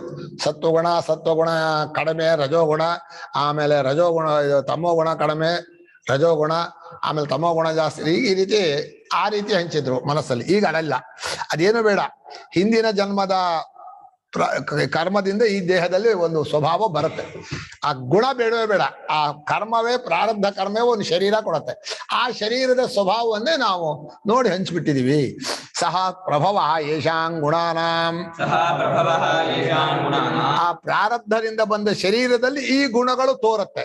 ತೇ ಸ್ವಭಾವ ಪ್ರಭವಾಹ ಗುಣಾಃ. ಆ ಜನ್ಮಾಂತರದ ಕರ್ಮಕ್ಕೆ ತಕ್ಕ ಹಾಗೆ ದೇಹೇಂದ್ರಿಯಗಳು ಬಂದು ಆ ದೇಹೇಂದ್ರಿಯಗಳಲ್ಲಿ ಈ ಗುಣಗಳು ತೋರೋದ್ರಿಂದ ಅದನ್ನ ಸ್ವಭಾವ ಪ್ರಭವ ಅಂತ. ಸ್ವಭಾವ ಅಂದ್ರೆ ಪ್ರಾರಬ್ಧ ಅಂತ ಅರ್ಥ ಮಾಡಿ, ಜನ್ಮಾಂತರ ಮಾಡಿದಂತಹದ್ದು. ಗುಣ ಪ್ರಾದುರ್ಭಾವಸ್ಯ ನಿಷ್ಕಾರಣತ್ವಾನುಪಪತ್ತೇ ಸ್ವಭಾವ ಕಾರಣಂ ಇತಿ ಚ ಕಾರಣ ವಿಶೇಷೋಪಾದಾನಂ. ಸುಮ್ಮನೆ ಸತ್ವರಜ ಗುಣಗಳು ಹುಟ್ಕೊಳ್ಳಲ್ಲ, ಆದ್ರೆ ನಿಷ್ಕಾರಣವಾಗಿ ಹುಟ್ಟದೇ ಇರೋದ್ರಿಂದ ಅಲ್ಲಿ ಸ್ವಭಾವ ಅಂದ್ರೆ ಕಾರಣ ಅಂತ ಅರ್ಥ ಮಾಡ್ಕೊಂಡು, ಸ್ವಭಾವವೆಂಬ ಕಾರಣ ಅಂದ್ರೆ ಹಿಂದಿನ ಜನ್ಮದ ಪ್ರಾರಬ್ಧ ಬಂದ ಶರೀರೇಂದ್ರಿಯಗಳು ಆಯಾ ಗುಣಗಳಿಗೆ ಕಾರಣ ಆ ದೇಹದಲ್ಲಿ ಅಂತ ಆಗ ಅರ್ಥ ಮಾಡಿದ್ರು. ಒಟ್ಟು ಮನುಷ್ಯ ಶರೀರ ಬರೋದೇ ಪುಣ್ಯ ಪಾಪಗಳ ಮಿಶ್ರವಾಗಿ. ಆ ಪುಣ್ಯದಲ್ಲಿ ಮತ್ತೆ ಮನುಷ್ಯನಲ್ಲಿ ಗಂಡಸಾಗಿ ಹುಟ್ಟು, ಹೆಂಗಸಾಗಿ ಹುಟ್ಟೋದು ಪುಣ್ಯವೋ ಗಂಡಸಾಗಿ ಹುಟ್ಟೋ ಪುಣ್ಯವೋ ಅಂದ್ರೆ ಒಬ್ಬೊಬ್ಬರಿಗೆ ಒಂದೊಂದು. ಕಷ್ಟ ಪಡೋದಾದ್ರೆ ಅಯ್ಯೋ ಯಾಕೆ ಹುಟ್ಟಬೇಕು, ಹೆಂಗಸಾಗಿ ಹುಟ್ಟಬಾರ್ದು ಅಂತಾರೆ. ಅಯ್ಯೋಯ್ಯೋ ಗಂಡಸಾಗಿ ಹುಟ್ಟಬಾರ್ದು, ಅಡಿಗೆ ಮಾಡ್ಕೊಳಕ್ಕೂ ಬರೋಲ್ಲ, ಬಹಳ ಕಷ್ಟ ಅಂತಾರೆ. ಅದೆಲ್ಲ ಯಾವುದು ತರ್ಕದಿಂದ ತೀರ್ಮಾನ ಮಾಡಕ್ಕಾಗಲ್ಲ, ಅವನವನ ಸ್ವಭಾವ. ಈಗ ನಮ್ಮಲ್ಲಿ ಅಡಿಗೆ ಭಟ್ರೆ ಜಾಸ್ತಿ, ಅಡಿಗೆ ಭಟ್ಟಿಗಳಿಲ್ಲ. ಅಡಿಗೆ ಭಟ್ಟರು ಪುಲ್ಲಿಂಗವೇ ಅಲ್ವಾ? ಒಟ್ಟು ದೊಡ್ಡ ದೊಡ್ಡ ಅಡಿಗೆನೆಲ್ಲ ಮಾಡೋರೆಲ್ಲ ಇವರೇ. ಅಡಿಗೆ ಭಟ್ಟಿಗಳು ಅಂತಿದಾರ? ಇಲ್ಲ. ಸೂದಾ ಇಲ್ಲ. ಆಯ್ತು. ಹೀಗೆ ಅವರವರ ಸ್ವಭಾವಕ್ಕೆ ತಕ್ಕ ಹಾಗೆ ಆಡ್ತಾರೆ. ಈಗ ಏನಾಗಿದೆ ಅಂದ್ರೆ ವೃತ್ತಿ ಇನ್ನೊಬ್ಬರನ್ನು ಆರಿಸ್ಕೋಬಾರದು ಅಂತಿತ್ತು. ಅವರವರ ದೇಹಕ್ಕೆ ತಕ್ಕಾದಂತಹ ಕರ್ಮ ಅದು ಜೀವನೋಪಾಯವೂ ಹೌದು, ಸಾಮಾಜಿಕ ರಕ್ಷಣೆಯೂ ಹೌದು, ಕುಟುಂಬಕ್ಕೂ ಹೌದು, ವಂಶಕ್ಕೂ ಹೌದು. ಅವನು ಮಾಡೋಕ್ಕೂ ಸುಲಭ. ಅವನು ಹಿಂದಿಂದ ಮಾಡ್ಕೊಂಡ್ ಬಂದಿರೋದ್ರೆ ಮಾಡೋಕ್ ಸುಲಭ ಅವನಿಗೆ. ಬಾಕಿಯವ್ರಿಗೆ ಕಷ್ಟ ಆಗತ್ತೆ ಮಾಡೋಕೆ. ಅಯ್ಯೋ ಉಳಿದವ್ರು ಹೊಸದಾಗಿ ಮಾಡಕ್ ಹೋದ್ರೆ ಬೆರ್ರಿ ಮಾಡ್ಬಿಡ್ತಾರೆ. ನಮ್ಗೆ ಈಗ ಮಾತಾಡಿದ್ರೆ ನಾವು ಮಾತಾಡ್ತೀವಲ್ಲ, ನಮಗ್ ಬರೀ ಇದೇ ಮಾಡ್ರಿ ಅದ್ ಮಾಡ್ರಿ ನಮ್ಗೆ ಬರೋಲ್ಲ. ಅದು ಯಾವುದೇ ಕ್ಷತ್ರಿಯ ಕರ್ಮ ಅಭ್ಯಾಸ, ಅದು ವಂಶದವರಿಂದ ಎಲ್ಲ ಅದೇ ರಕ್ತದಲ್ಲಿ ಬಂದಿರುತ್ತೆ. ಆ ರಕ್ತದಲ್ಲಿ ಆ ಗುಣ ಇದ್ದೇ ಇರುತ್ತೆ, ಅದನ್ನು ಮಾಡ್ತಾರಷ್ಟೆ. ಯಾವ್ದು ಹೆಚ್ಚು ಯಾವ್ದು ಕಡಿಮೆ ಅಂತಿಲ್ಲ. ಹೀಗೆ ಗುಣಗಳಿಗೆ ತಕ್ಕ ಹಾಗೆ ಆಯಾ ದೇಹೇಂದ್ರಿಯಗಳು ಅದರಲ್ಲಿ ಸತ್ವರಜಸ್ತಮ ಗುಣಗಳು ಹುಟ್ಟುತ್ತೆ. ಏವಂ ಸ್ವಭಾವ ಪ್ರಭವೈ ಏವಂ ಸ್ವಭಾವ ಪ್ರಭವೈ ಪ್ರಕೃತಿ ಪ್ರಭವೈ ಪ್ರಭವೈ ಸತ್ವರಜಸ್ತಮೋಭಿರ್ಗುಣೈ ಸತ್ವರಜಸ್ತಮೋಭಿರ್ಗುಣೈ ಸ್ವಕಾರ್ಯಾನುರೂಪೇಣ ಕಾರ್ಯಾನುರೂಪೇಣ ಶಮಾಧಿ ಕರ್ಮಾಣಿ ಪ್ರವಿಭಕ್ತಾನಿ. ಕರ್ಮಾಣಿ ಪ್ರತಿಭಕ್ತಾನಿ. ಹೀಗೆ ಸತ್ವರಜಸ್ತಮ ಗುಣಗಳಿಗೆ ತಕ್ಕ ಹಾಗೆ ಆಯಾ ಇದವರು ಖಂಡಿತವಾಗಿಯೂ ಆಯಾ ಗುಣಗಳನ್ನ ಜೀವನದಲ್ಲಿ ಪಡ್ಕೊಳ್ಳೇಬೇಕು ಅಂತ. ಇನ್ನು ಹುಟ್ಟಿನಿಂದ ಬ್ರಾಹ್ಮಣ ಆಗಲ್ಲ ಈ ಸಮಾಧಿ ಕರ್ಮಗಳನ್ನು ಮಾಡಿದ್ರೆ. ಬಾಕಿಯವರು ಹುಟ್ಟಿಂದ ಏನಾಗಿದ್ರು ಸಮಾಧಿ ಕರ್ಮಗಳನ್ನು ಮಾಡಿದ್ರೆ ಬ್ರಾಹ್ಮಣನೇ ಆಗ್ತಾನೆ. ಅಲ್ಲ, ಬಹಳ ಚರ್ಚೆ ಇದೆ, ಇದು ದೊಡ್ಡ ಚರ್ಚೆ. ನಾನ್ ಸಂಗ್ರಹವಾಗಿ ಹೇಳೋದೇನು ಅಂದ್ರೆ, ನಿಮ್ಮ ಗುಣಗಳಿಗೆ ತಕ್ಕ ಹಾಗೆ ನೀವು ಕರ್ಮವನ್ನು ಮಾಡ್ತೀರಲ್ಲ, ಕರ್ಮವನ್ನು ಹೇಗೆ ಮಾಡಬೇಕು ಅನ್ನೋದು ಮುಖ್ಯವೇ ಹೊರತು ಯಾವ ಕರ್ಮ ಮಾಡಿದ್ರಿಂದ ದೊಡ್ಡವನೋ ಯಾವ ಕರ್ಮವನ್ನು ಕೀಳು ಅಂತ ಹಾಗೇನಿಲ್ಲ. ಅವರವರಿಗೆ ವಿಹಿತವಾದ ಕರ್ಮ ಹೇಗಿದ್ರೂ ಆಯ್ತು ಅನ್ನೋದು ಕೊನೆಯ ತಾತ್ಪರ್ಯ. ನಾನು ಶಾಸ್ತ್ರ ಪ್ರವಿಭಕ್ತಾನಿ ಶಾಸ್ತ್ರೇಣ ವಿಹಿತಾನಿ ಬ್ರಾಹ್ಮಣಾದೀನಾಂ ಶಮಾದೀನಿ ಕರ್ಮಾಣಿ ಕಥಮುಚ್ಯತೆ ಸತ್ವಾದಿ ಗುಣ ಪ್ರವಿಭಕ್ತಾನಿ ಇತಿ. ಅಲ್ಲ ಸ್ವಾಮಿ, ಇಷ್ಟೆಲ್ಲ ನೀವು ಹೇಳ್ತೀರಲ್ಲ, ಶಾಸ್ತ್ರ ಹೇಳಿದೆ ಅಂತೀರಿ ನೀವು. ಧರ್ಮಶಾಸ್ತ್ರದಲ್ಲಿ ಒಬ್ಬೊಬ್ಬರಿಗೂ ವರ್ಣಾಶ್ರಮ ಧರ್ಮಗಳನ್ನು ಹೇಳ್ತಾ, ನೀನು ಇದು ಶಮಧಮಾದಿಗಳನ್ನ ನೀನ್ ಮಾಡ್ಬೇಕು, ನೀನು ಯುದ್ಧಾದಿಗಳನ್ನು ಮಾಡಬೇಕು, ಪ್ರಜೆಗಳ ರಕ್ಷಣೆ ಮಾಡಬೇಕು, ಇದೆಲ್ಲ ಒಬ್ಬೊಬ್ಬರಿಗೂ ನೀವು ಒಟ್ಟು ಮನುಷ್ಯನಲ್ಲಿ ಜ್ಞಾನ ಪ್ರಚಾರ, ಜ್ಞಾನ ಸಂಪಾದನೆ, ರಕ್ಷಣೆ, ಆಸ್ತಿಪಾಸ್ತಿಯ ರಕ್ಷಣೆ, ಅವರನ್ನೆಲ್ಲ ಒಂದು ಭದ್ರವಾಗಿ ಕಾಪಾಡೋದು, ನೆಮ್ಮದಿಯಾಗಿ ಇಟ್ಕೊಳ್ಳೋದು, ಯಾವುದೇ ದೋಷ ದುಃಖ ಇಲ್ಲಿರೋದು, ಆಹಾರವನ್ನು ಹಂಚೋದು, ಪುಷ್ಟಿಗೊಳಿಸೋದು, ಬೇಕಾದ ಸಾಮಗ್ರಿಗಳನ್ನು ಕೊಡೋದು, ಕೊನೆಯಲ್ಲಿ ಸೇವೆ. ಈ 4 ಕೆಲಸ ಪ್ರತಿಯೊಂದು ಮನೆಯಲ್ಲೂ ಪ್ರತಿಯೊಂದು ಇದರಲ್ಲೂ ನಡಿಲೇಬೇಕು, ಇಲ್ಲದವ್ರು ಆಗಲ್ಲ. ಒಬ್ಬೊಬ್ರು 4 ಮಾಡಿ ಅಂದ್ರೆ ಮಾಡ್ಲಿ, ಅಥವಾ ಹಂಚ್ಕೊಂಡು ಮಾಡಿ ಅಂದ್ರೆ ಹಂಚ್ಕೊಂಡು ಮಾಡ್ಲಿ, ಹೇಗಾದ್ರೂ ಆಗ್ಲಿ ಈ 4 ಕೆಲಸ ಈ ಸಮಾಜದಲ್ಲಿ ಇರಲೇಬೇಕು. ಜ್ಞಾನದ ಕೊರತೆ ಆದ್ರೆ ಏನಾಗತ್ತೆ ಗೊತ್ತಾಗತ್ತೆ. ರಕ್ಷಣೆ ಇಲ್ಲದೆ ಹೋದ್ರೆ ಕಾಶ್ಮೀರ ಆಗ್ಬಿಡತ್ತೆ. ರಕ್ಷಣೆ, ದುಡ್ಡಿತ್ತು ಜ್ಞಾನ ಇತ್ತು ಅಂದ್ರೆ ಸಾಕಾಗಲ್ಲ. ರಕ್ಷಣೆ ಇಲ್ಲದೆ ಹೋದ್ರೆ ಏನ್ ಮಾಡೋದ, ಬಿಟ್ಟು ಹೋಗ್ಬೇಕಾಗತ್ತೆ. ಅದು ಕಷ್ಟ. ಬರೀ ರಕ್ಷಣೆ ಮಾಡಿ ಜ್ಞಾನ ಬೆಲೆ ಅಂದ್ರೆ ಅದು ಕಷ್ಟ. ಬರೀ ಪೋಷಣೆ ತಿನ್ನೋಕೆ ಇಲ್ಲ ಅಂದ್ರೆ ಅಲ್ಲಿ ಎಲ್ಲಿ ಮಾಡ್ಬೇಕಾಗತ್ತೆ, ಬಿಟ್ಟು ಹೋಗ್ಬೇಕಾಗತ್ತೆ. ಇದು ಒಂದೊಂದೂ ಮುಖ್ಯವೇ, 4 ಮುಖ್ಯವೇ. 4 ಎಲ್ಲರೂ ಮಾಡೋದು ಅನ್ನೋದು ಸ್ವಲ್ಪ ಕಷ್ಟ, ಯಾಕಂದ್ರೆ ಅಭ್ಯಾಸ ಇರಲ್ಲ ಇದರಲ್ಲಿ. ಅದನ್ನ ಹಂಚಿದ್ದಾರೆ ಅಂತ ಹೇಳಿದ್ವಿ. ಅದ್ರಲ್ಲಿ ಹಂಚಿರೋದಕ್ಕೆ ಜಗಳ. ಅದ್ಯಾಕೆ ಅವರಿಗೆ, ಇದ್ಯಾಕೆ ಅವರಿಗೆ ಅಂತ ತರ್ಕ. ನಾನು ಹೇಳಿದೆ ಯಾಕೆ ಅವರಿಗೆ ಅಲ್ಲ, ಹೇಗ್ ಮಾಡ್ಬೇಕು ಅನ್ನೋದು ಮುಖ್ಯವೇ ಹೊರತು ಯಾರಿಗೆ ಅನ್ನೋದು ಮುಖ್ಯ ಅಲ್ಲ. ಮಾಡೋದನ್ನೇ ಭಗವದ್ ಅರ್ಪಣೆಯಿಂದ ಮಾಡಬೇಕು ಅನ್ನೋದು ಮುಖ್ಯವೇ ಹೊರತು ಈ ಕರ್ಮ ಇವರಿಗೆ ದೊಡ್ಡದು ಇವ್ ಕೆಳದು ಹಾಗಲ್ಲ, ಇಲ್ಲ. ಗೊತ್ತಾಯ್ತು? ಶಾಸ್ತ್ರ ಹೇಳಿದೆ ಅಂತ ಹೇಳ್ತೀರಿ ನೀವು, ಗುಣಕ್ಕೆ ತಕ್ಕ ಹಾಗೆ ಹಂಚಿದ್ದಾರೆ ಅಂತೀರಿ. ಶಾಸ್ತ್ರವೋ ಗುಣವೋ ಹೇಳಿ ಅಂತ ಪೂರ್ವ ಪಕ್ಷಿ ತೆಗೆದು ಬಿಟ್ಟ. ಅದಕ್ಕೆ ಹೇಳ್ತಾ ಇದ್ದಾರೆ ನೈಷ ದೋಷ. ಶಾಸ್ತ್ರ ಹೇಳುವಾಗ್ಲೂ ಗುಣ ನೋಡೇ ಹೇಳಿರೋದು ಅಂದ್ರು. ಶಾಸ್ತ್ರೇಣಾಪಿ ಬ್ರಾಹ್ಮಣಾದೀನಾಂ ಸತ್ವಾದಿ ಗುಣ ವಿಶೇಷಾಪೇಕ್ಷೆಯೈವ ಶಮಾದೀನಿ ಕರ್ಮಾಣಿ ಪ್ರವಿಭಕ್ತಾನಿ ನ ಗುಣ ಅನಪೇಕ್ಷೆಯ.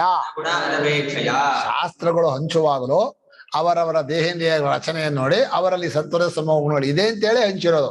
ಶಾಸ್ತ್ರ ಗೊತ್ತು ಈ ಶರೀರದಲ್ಲಿ ಇದೆ ಅಂತ. ಈಗೆಲ್ಲ ಕಷ್ಟ, ಇವರಲ್ಲೂ ದಡ್ಡು ಹುಡ್ತಾರೆ, ಇವರಲ್ಲೂ ಇದಾಗ್ತಾ ಎಲ್ಲ ಸಂಕರ ಆಗ್ಬಿಟ್ಟಿದೆಯಲ್ಲ. ಅದನ್ನ ಜಾಸ್ತಿ ದುಷ್ಪರೀಕ್ಷಾ ವರ್ಣಸಂಕರ ಅಂತ. ವರ್ಣಸಂಕರವೋ ಏನು ಸಂಕರವೋ, ನಿಮ್ ವಂಶದಲ್ಲೇ ಯಾರು ಕೂಡ ಕಲ್ತಿಲ್ವನೋ ಅಂತಾರೆ. ರಾಮ ಶಬ್ದನ ಯಾರು ಕಲ್ತಿಲ್ಲ ಕಾಣೋದು, ಅದಕ್ಕೆ ನೀವು ಬರಲ್ಲ ಅಂತ. ಅಂದ್ರೆ ಬಹಳ ಕಷ್ಟವಾಗಿರುತ್ತೆ ಜ್ಞಾನವನ್ನು ಪಡ್ಕೊಳ್ಳೋದು, ಜ್ಞಾನವನ್ನು ಹಂಚೋದು ಇದೆಯಲ್ಲ, ಬಹಳ ಕಷ್ಟ. ಬರೋದೇ ಇಲ್ಲ, ಬಂದವರಿಗೆ ಕಲ್ಸೋಕೆ ಆಗಲ್ಲ, ಕಲ್ತರು ಉಳಿಯೋದೇ ಇಲ್ಲ.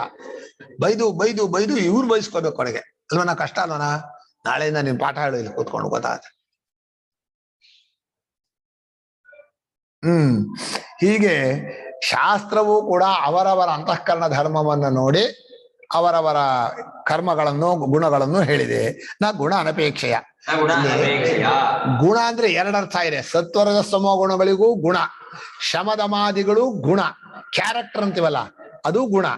ಇದು ಅಂತಃಕರಣದಲ್ಲಿರುವಂತಹ ಸತ್ವರದ ಸಮ ಗುಣಗಳು ಅಂತ ಅದು ಗುಣವೇ. ಆ ಗುಣಕ್ಕೆ ಈ ಗುಣ ಬರಬೇಕು. ಯಾವುದೋ ಶಮದಮಾದಿ ಗುಣಗಳು ಬರಬೇಕು, ಅವಾಗ ಅದು ಸತ್ವಗುಣ ಅಂತ ಗ್ಯಾರಂಟಿ ಅಂತ ಹೇಳ್ಬೋದು. ಸತ್ವಗುಣ ಅಂತ ಯಾರಿಗೂ ಇದು ಸತ್ವ ಅಂತ ಬೋರ್ಡ್ ಹಾಕೋಕ್ ಬರಲ್ಲ. ಈ ಮನೆಯಲ್ಲಿ ಎಲ್ಲ ಸಾತ್ವಿಕ ಗುಣದವರು ಅಂತ ಅದೆಲ್ಲ ಆಗೋಲ್ಲ. ಶಾಸ್ತ್ರವು ಹಂಚಿದ್ರೂ ಕೂಡ ಗುಣಕ್ಕೆ ತಕ್ಕಾಗ ಹಂಚಿಲ್ಲ, ಗುಣದಿಂದ ಹಂಚಿದ್ದಾರೆ ಅಂತ ಭಗವಂತ ಶಾಸ್ತ್ರದನ್ನ ಸಂಗ್ರಹವಾಗಿ ಹೇಳಿದ. ತಾನಿ ಪುನಸ್ತಾನಿ ಕರ್ಮಾಣಿ ಇತಿ ಉಚ್ಯತೆ. ಈಗ ಆಯಾ ವರ್ಣದವರಿಗೂ ಆಶ್ರಮದವರಿಗೂ ಏನು ಕರ್ಮ, ಇಲ್ಲಿ ವರ್ಣದವರಿಗೆ ಹೇಳಿದ್ಮೇಲೆ ಆಶ್ರಮದವ್ರಿಗೆ ಮಾಡ್ಕೋಬೇಕು. ವರ್ಣದವರನ್ನ ಯಾಕೆ ಹೇಳಿದ ಅಂದ್ರೆ ವೃತ್ತಿ ಪ್ರಧಾನ, ಆಶ್ರಮ ವೃತ್ತಿ ಪ್ರಧಾನ ಅಲ್ಲ. ಹೇಳ್ತಾನೆ ಶಮೋ ದಮಸ್ತಪ ಶೌಚಂ ಶಾಂತಿರಾರ್ಜವಮೇವ ಚ ಜ್ಞಾನಂ ವಿಜ್ಞಾನಮಾಸ್ತಿತ್ಯಂ ಬ್ರಹ್ಮಕರ್ಮ ಸ್ವಭಾವಜಂ.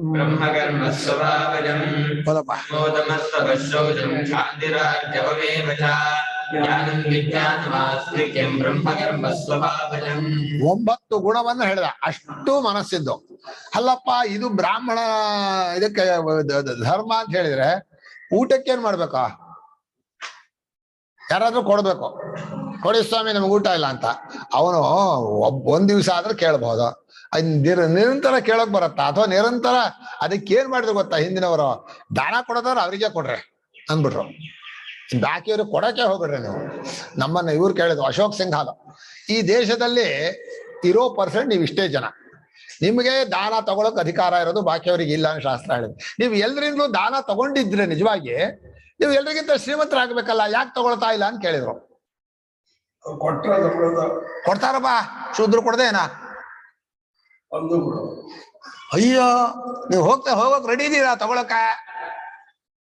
ಬೇಡ ಬೇಡ ಅನ್ಬಾರ್ದು. ನೋಡ್ರಿ, ಅದೆಲ್ಲ ಹೇಳ್ಬೇಕು, ತಗೋಬೇಕು ಅನ್ಬೇಕು, ಬೇಕಾದವ್ರು ತಗೋಬೇಕು ಅಂತ ಅಲ್ಲ, ಆಗಲ್ಲ ಹೇಳ್ಬಾರ್ದು. ಶಾಸ್ತ್ರ ವಿಹಿತ ಹೇಗಿದೆಯೋ ಶಾಸ್ತ್ರ ನೀವು ತಗೊಳಕ್ ಅಧಿಕಾರಿ ತಗೊಳ್ಳೇಬೇಕು, ತಗೊಳ್ಳಲ್ಲ ಅಂದ್ರೆ ಇನ್ನು ಕರ್ತವ್ಯ ಬಿಟ್ಟ ಅಲ್ವಾ? ನಾವು ಪ್ರತಿಗ್ರಹ ಅನ್ನೋದು ಒಂದು ಧರ್ಮ ಅಂತ ಹೇಳಿದೀವಿ ಹೊರತು ಪ್ರತಿಗ್ರಹ ಅನ್ನೋದು ಇಚ್ಛೆ ಅಂತ ಹೇಳಿದಾರ. ಅವ್ನು ತಗೊಳ್ಳೋ ತನಗ ಕುಟುಂಬ ಇದೆ, ಬಾಕಿ ಧರ್ಮಾನುಷ್ಠಾನ ಇದೆ, ತಗೊಳ್ಳೇಬೇಕು. ಅವ್ನು ಕೇಳಿದ್ ಬಹಳ ಜೋರ ಕೇಳ್ಬಿಟ್ಟ, ನೀವು 3 ವರ್ಣದವರೆಗೂ ಅಧ್ಯಾಪನ ಮಾಡಿಸ್ಬೇಕು, ಮಾಡಿಸ್ತಾನೆ ಇಲ್ಲ. 3 ಧರ್ಮವರೆಗೂ ಯಾಜನ ಮಾಡಿಸ್ಬೇಕು, ಯಾಜನ ಮಾಡಿಸ್ತಾ ಇಲ್ಲ. ಇದು ನಿಮ್ಮ ಸಮಾಜ ಹಾಳಾಗ ಹೋಗು ನಿಮ್ಮಿಂದ ಅನ್ಬಿಟ್ಟ. 1000 ಜನ ಬ್ರಾಹ್ಮಣರು ಕೂತವರು ತಲೆ ಮೇಲೆ ಕೈ ಇಟ್ಕೊಂಡ್ರು. ಏನು ಉತ್ತರ ಹೇಳೋದ? ಒಬ್ಬರಿಗೂ ಉತ್ತರ ಬಾಯೇ ಇಲ್ಲ. ಸಭೆ ಹೋಯ್ತು. ಶಮಃ ದಮಶ್ಚ ಯಥಾ ವ್ಯಾಖ್ಯಾತಾರ್ಥೌ. ಹಿಂದೆ 16ನೇ ಅಧ್ಯಾಯದಲ್ಲ ಎಲ್ಲ ಶಮ ದಮ ಬಂದಿದೆ ಕಣ ಗೀತೆಯಲ್ಲಿ. ಬಾರಿ ಹಿಂದಿಂದೆಲ್ಲ ಹೋಗ್ಬಿಡತ್ತನ. ಶಮ ಅಂದ್ರೆ ಅಂತಃಕರಣವನ್ನ ಹತೋಟಿಯಲ್ಲಿ ಇಟ್ಕೊಳ್ಳೋದು ಶಮ. ಇಂದ್ರಿಯಗಳನ್ನ ಚೇಷ್ಟೆ ಮಾಡದೆ, ಅಲುಗಾಡದೆ, ಅಲ್ಲಿ ಇಲ್ಲಿ ಕೆರೆಯದೆ ಸುಮ್ಮನೆ ಗಟ್ಟ ಇಟ್ಕೊಳ್ಳೋದು ದಮ. ಯಾವ ಸರಿ ದಮ ಬ್ರಹ್ಮಚಾರಿಗೆ ದಮೇನ ಬ್ರಹ್ಮಚಾರಿಣ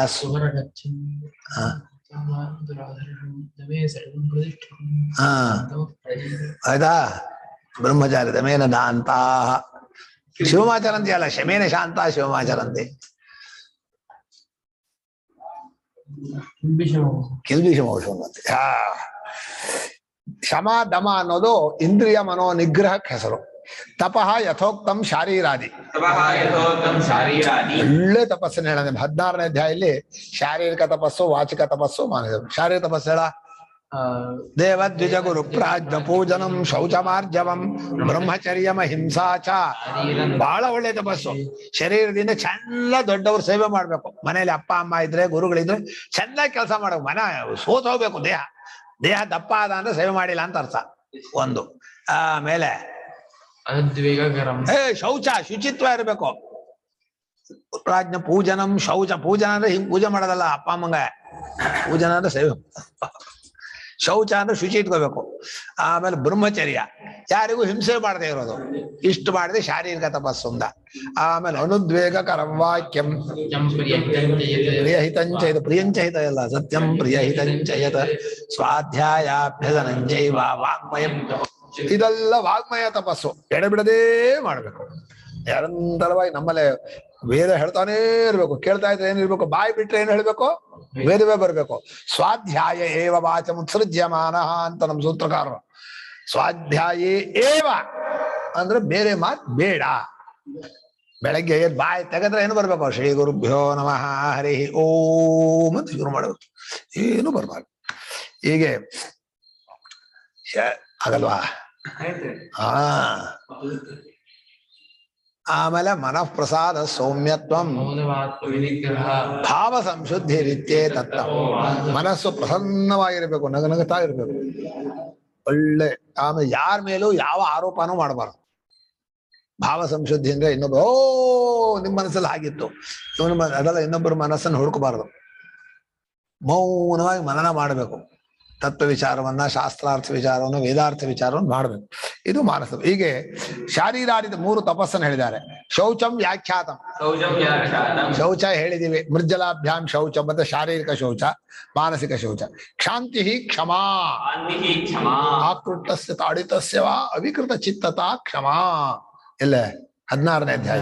ತೇಜ ಕ್ಷಮಾ ಧೃತಿ ಶೌಚಂ ಅದ್ರೋಹೋ ನಾತಿಮಾನಿತ. ಅಲ್ಲಿ ಬರೆದಿರೋ ಭಾಷ್ಯಕಾರರು. ಹೊಡೆದ್ರು ಬೈದ್ರು ಮನಸ್ಸು ಹಾಗೇ ವಿಕಾರವಿಲ್ಲದೆ ಶಾಂತವಾಗಿರ್ಬೇಕಂತೆ. ಹಾಗಿರ್ಬೇಕು ನೋಡು. ಕುಸಿಬಾರ್ದು, ಮುಖದಲ್ಲಿ ಒಂಚೂರು ಇದಾಗಬಾರ್ದು. ಅದು ಕ್ಷಮ. ಆರ್ಜವಂ ರುಜುತೈವಚ, ಸರಳ ರುಜು ಪ್ರಾಮಾಣಿಕ. ಮನಸ್ಸಲ್ಲಿ ಏನಿದೆಯೋ ಬಾಯಲ್ಲಿ ಅದೇ ಬರ್ಬೇಕು. ಒಬ್ಬರ ಮನೆ ಹೋಗಿರ್ತೀವಿ, ಸುಮ್ನೆ ನೋಡ್ಕೊಂಡು ಹೋಗೋಣ ಅಂತ ಬಂದೆ ಅಂತೀವಿ. ಒಳಗ್ ಕಾಫಿ ಕೊಡ್ತಾರೆ, ಕುಡಿಬೇಕು ಅಂತ ಇರುತ್ತೆ. ಅವರು ಏನು ಬನ್ನಿ ಬನ್ನಿ, ಏನ್ ಬಂದಿಲ್ಲ, ಏನಿಲ್ಲ ಸುಮ್ನೆ ನೋಡ್ಕೊಂಡು ಹೋಗೋಣ ಅಂತ ಬಂದ್. ಹೋಗ್ಲಿ ಕಾಫಿ ಕೊಡ್ಲಾ, ಕಾಫಿ ತಗೋ ಕುಡಿತೀರಾ ಅಂದ್ರೆ ಇನ್ನೇನ್ ಮಾಡ್ತೀರಾ, ನಿಮ್ಗೆ ಸಂತೋಷ ಆಗತ್ತೆ ಕುಡಿತೀನಿ. ಅವ್ರಿಗೆ ಸಂತೋಷ ಕುಡಿತಾರೆ. ಮನುಷ್ಯ ತನ್ನ ಮನಸ್ಸಲ್ಲಿ ಇರೋದನ್ನ ನೇರವಾಗಿ ಹೊರಗಿಡೋದಿದೆಯಲ್ಲ, ಕಪಟವಿಲ್ಲ. ಅದೇ ರುಜುತ್ವ ಅಂದ್ರೆ. ಮನಸ್ಸಲ್ಲಿ ಏನಿದೆಯೋ ಬಾಯಲ್ಲಿ ಅದೇ ಇರಬೇಕು, ಹಾಗೆ ನಡ್ಕೋಬೇಕು. ಪ್ರಾಮಾಣಿಕತನ ಅಂತ ಹೆಸರು ಆರ್ಜವ. ಆಮೇಲೆ ಜ್ಞಾನಂ ವಿಜ್ಞಾನಂ, ಒಳ್ಳೆ ತಿಳುವಳಿಕೆ ಸಂಪಾದನೆ ಮಾಡಬೇಕು ಅಂತ ಹುಡುಕ್ತಾನೇ ಇರೋದು. ಜ್ಞಾನವನ್ನ ಪ್ರಪಂಚದಲ್ಲಿ ಎಲ್ಲಿಂದ ಬರುತ್ತೋ ಅಷ್ಟು ಕಡೆಯಿಂದ ಜ್ಞಾನವನ್ನ. ವಿಜ್ಞಾನ ಅಂದ್ರೆ ಅದನ್ನೇ ಅನುಭವದಲ್ಲಿ ಇಟ್ಕೊಂಡು ಆಚರಣೆಯಲ್ಲಿ ಇಟ್ಕೊಳ್ಳೋದು. ಆಚರಣೆ ಇಟ್ಕೊಳ್ಬೇಕಾದ್ರೆ ಎಲ್ಲರೂ ಅನುಭವಕ್ಕೆ ತಂದ್ಕೊಳ್ಳೋದು. ಆಸ್ತಿಕ್ಯಂ, ಆಸ್ತಿಕ ಭಾವ ಶ್ರದ್ಧಾನತ ಆಗಮಾರ್ಥೇಶು. ಒಳ್ಳೆ ದೃಢವಾದ ನಂಬಿಕೆ ಯಾವುದ್ರಲ್ಲಿ, ವೇದೋಕ್ತವಾದಂತಹ ವಿಚಾರದಲ್ಲಿ, ವೇದವಚನದಲ್ಲಿ, ಗುರುವಚನದಲ್ಲಿ, ಒಳ್ಳೆ ಇದರಲ್ಲಿ ಹೌದು ಖಂಡಿತ ಬೇಗ ಬೇಗ ಹೇಳ್ಬೇಕು ಅಂದ್ರೆ ಹೇಳ್ಬೇಕು. ನಂಬಿಕೆ ಇರಬೇಕು ಪ್ರತಿಯೊಂದರಲ್ಲೂ ಖಂಡಿತ ಅಂತ ನಂಬಿಕೆ. ಇದಕ್ಕೆ ಬ್ರಹ್ಮಕರ್ಮ ಬ್ರಾಹ್ಮಣ ಜಾತೆ ಕರ್ಮ ಸ್ವಭಾವಜಂ, ಯದುಕ್ತಂ ಸ್ವಭಾವ ಪ್ರಭವೈರ್ಗುಣೈ ಪ್ರವಿಭಕ್ತಾನೀತಿ ತರೇವ ಉಕ್ತಂ ಸ್ವಭಾವಜಂ. ಇದು ಬ್ರಾಹ್ಮಣನಾಗಿ ಹುಟ್ಟಿರ್ತಾನಲ್ಲ ಪ್ರಾರಬ್ಧದಿಂದ, ಅವನ ಕರ್ಮಕ್ಕೆ ಇದು ಸ್ವಭಾವ, ಅವನು ಮಾಡಬೇಕಾದ ಸ್ವಭಾವ. ನನಗೆ ಇಷ್ಟು ಕೂಡ ಮಾನಸಿಕವಾಯ್ತಲ್ಲ ಅಂತ ಅನ್ನೋದು. ಶಾರೀರಿಕ ತಪಸ್ಸನ್ನು ಹೇಳ್ದ, ಇನ್ನು ದುಡಿಮೆ ಮಾಡ್ಬೇಕಲ್ವಾ.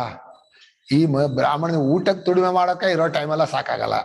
ಎಷ್ಟು ಗಂಟೆ ಪ್ರಯತ್ನ ಮಾಡ್ಬೇಕು ಅಂದ್ರೆ 8 ಗಂಟೆ 10 ಗಂಟೆ ಕೆಲಸ ಮಾಡಿ ಹೊರಗಡೆ ದುಡ್ಡಿಗೋಸ್ಕರ ಮಾಡಿದೀನಿ ಅಂತ ಬ್ರಹ್ಮಕರ್ಮ ಮಾಡ್ತಾನೆ ಎಂತ ಯಾವ. ಅಯ್ಯೋ ರಾಮ. ಈ ರೀತಿ ಕರ್ಮ ಮಾಡ್ಬೇಕು ಅಂತ ಅಷ್ಟೇ ಹೇಳಿಲ್ಲ. ಈ ಕರ್ಮವನ್ನ ಮುಂದಿನೂ ಇದೆ.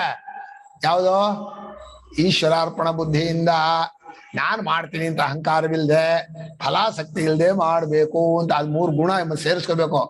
ನಿನ್ನ ಕರ್ತವ್ಯ ಮಾಡೋದಲ್ದೆ ಅದು ಪರಮಾತ್ಮನ ಪ್ರೇಮದಿಂದ ಅವನಿಗೆ ಅರ್ಪಣೆ ಮಾಡ್ತೀನಿ ಅಂತ ಹೇಳಿ ಪ್ರತಿಯೊಬ್ಬರೂ ಕೂಡ ತಮ್ಮ ಕರ್ಮವನ್ನ ಈ 3 ಗುಣಗಳ ಎಕ್ಸ್ಟ್ರಾ ಸೇರಿಸ್ಕೋಬೇಕು. ಅದಕ್ಕೆ ಬರೀ ಶಾಸ್ತ್ರ ಹೇಳಿದ್ದೇ ಹೇಳಿಲ್ಲ ಭಗವಂತ, ಮುಂದಕ್ಕೆ ಸೇರಿಸ್ಕೋತಾನೆ. ಕ್ಷತ್ರಿಯ ಕರ್ಮ ನೋಡ, ಕ್ಷತ್ರಿಯರೇ ಇದಾರ ಇಲ್ವಾ? ಇಲ್ವಾ? ಪ್ರಪಂಚ ಕ್ಷತ್ರಿಯರೇ ಇಲ್ವಾ? ಕಡಿಮೆನಾ? ಯಾರು ಕ್ಷತ್ರಿಯರ? ಆಯ್ತಪ್ಪ. ಶೌರ್ಯಂ ತೇಜೋ ಧೃತಿರ್ದಾಕ್ಷ್ಯಂ ಯುದ್ಧೇ ಚಾಪ್ಯಪಲಾಯನಂ ದಾನಮೀಶ್ವರ ಭಾವಶ್ಚ ಕ್ಷಾತ್ರಂ ಕರ್ಮ ಸ್ವಭಾವಜಂ.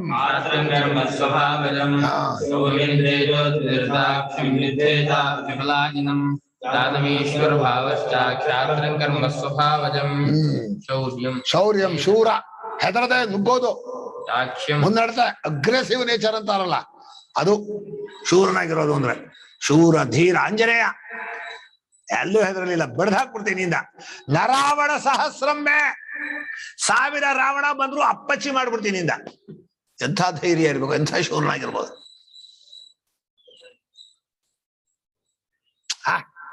ಶೌರ್ಯ ಶೂರಭಾವ ಇರಬೇಕು. ತೇಜ ಪ್ರಾಗಲ್ಭ್ಯಂ, ಪ್ರಾಗಲ್ಭ್ಯ ಅಂದ್ರೆ ಒಂಥರ ಆತ್ಮವಿಶ್ವಾಸ, ಕಾನ್ಫಿಡೆನ್ಸ್. ಏನಾಗತ್ತೆ ಅಂತ ದಿಟ್ಟತನ ಅಂತಾರಲ್ಲ, ಆ ದಿಟ್ಟತನ ಇರಬೇಕು.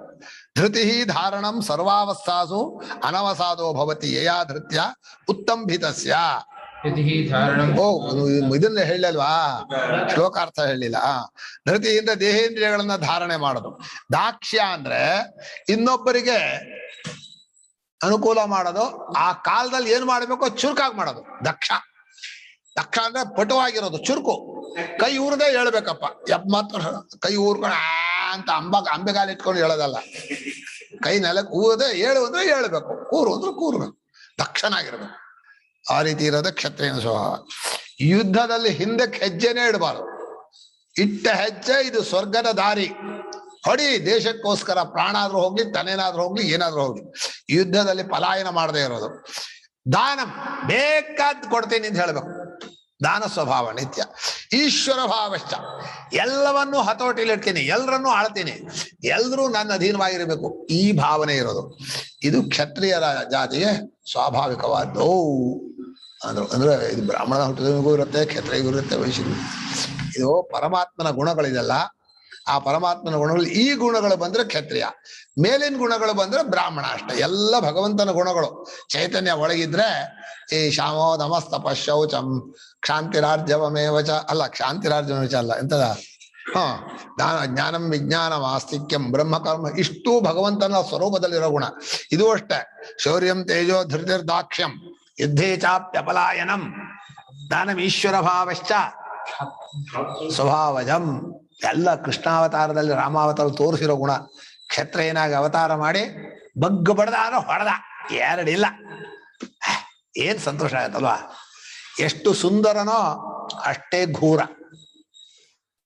ಬಂದ ಅಂದ್ರೆ ಮೃತ್ಯು ಬಂದ ಹಾಗ, ಎರಡಿಲ್ಲ, ಮುಗಿದ ಹೋಯ್ತು. ಮಾರೀಚ ಹೇಳ್ತಾ ಇದ್ದ, ರಾಮ ಭಯ ಆಗತ್ತೆ ಹೇಳ್ಬಿಟ್ಟ ಅವನು. ರಾಮ ಇರ್ಲಿ, ಅಂದ್ರೆ ಅಯ್ಯೋ, ರಥ ಅಂದ್ರೆ ಕೈಕಾಲು ನಡ್ಗತ್ಕೊಂಡು ರಾಮ ಅನ್ಬಿಟ್ಟ. ಅಷ್ಟು ಭಯ ಅವರಿಗೆ. ಈಗ ವೈಶ್ಯರು ಹೇಳ್ತಾರೆ, ಕೃಷಿ ಗೌರಕ್ಷ್ಯ ವಾಣಿಜ್ಯಂ.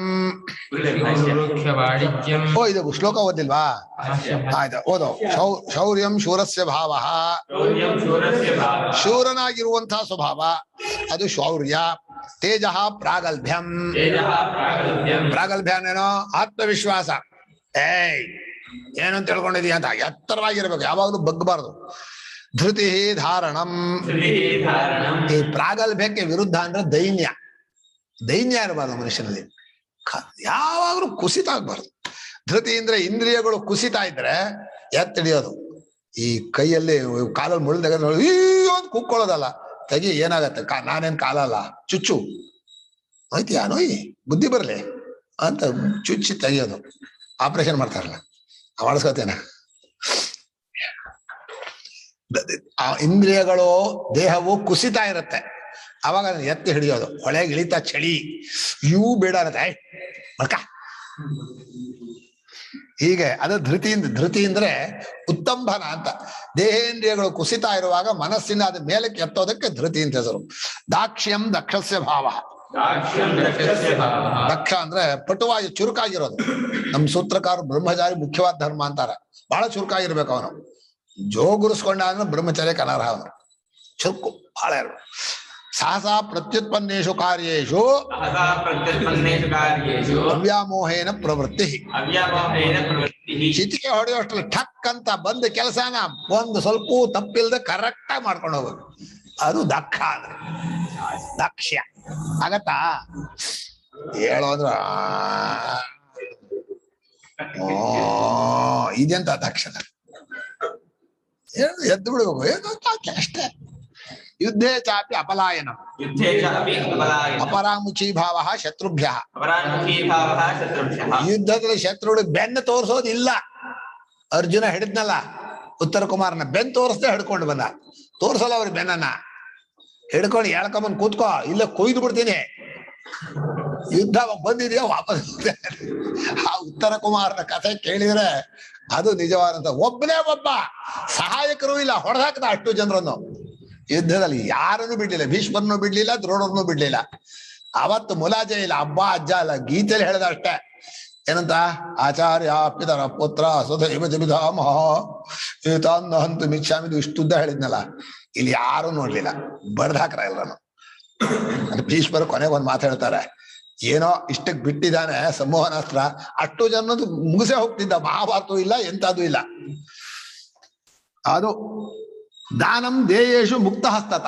ದಾನಂ ದೇಯೇಷು ಮುಕ್ತ ಹಸ್ತತ. ಕೊಡಬೇಕಾದವ್ರು ಪೂರ್ತಿ ಕೊಟ್ಬಿಡೋದು, ಅದ್ರಲ್ಲೇನು ಒಂಚೂರು ಉಳಿಸ್ಕೊಳ್ಳೋಣ, ಅಷ್ಟ್ಯಾಕೆ ಇಷ್ಟೇ ಸಾಕು ಅಂತ. ನಮ್ದು ಗುರುಗಳು ತಮಾಷೆ ಮಾಡೋರು. ಬಾಳೆಹಣ್ಣು ಕೊಡಿ ಅಂದ್ರೆ ಮೇಲಿದೆ ಗೊನೆ ತಗೊಳಕ್ ಹೋದ್ನಂತೆ ಮಹಡಿ ಮೇಲೆ.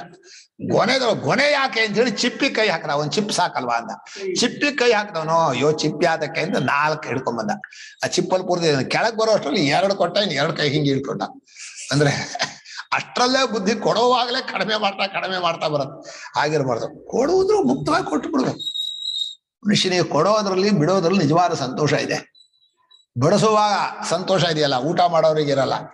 ಊಟ ಹೊಟ್ಟೆ ತುಂಬಿಟ್ರೆ ಸಾಕಪ್ಪ ಅನ್ಸತ್ತ, ಬಡಿಸೋರಿಗೆ ಹೊಟ್ಟೆ ತುಂಬಲ್ಲ.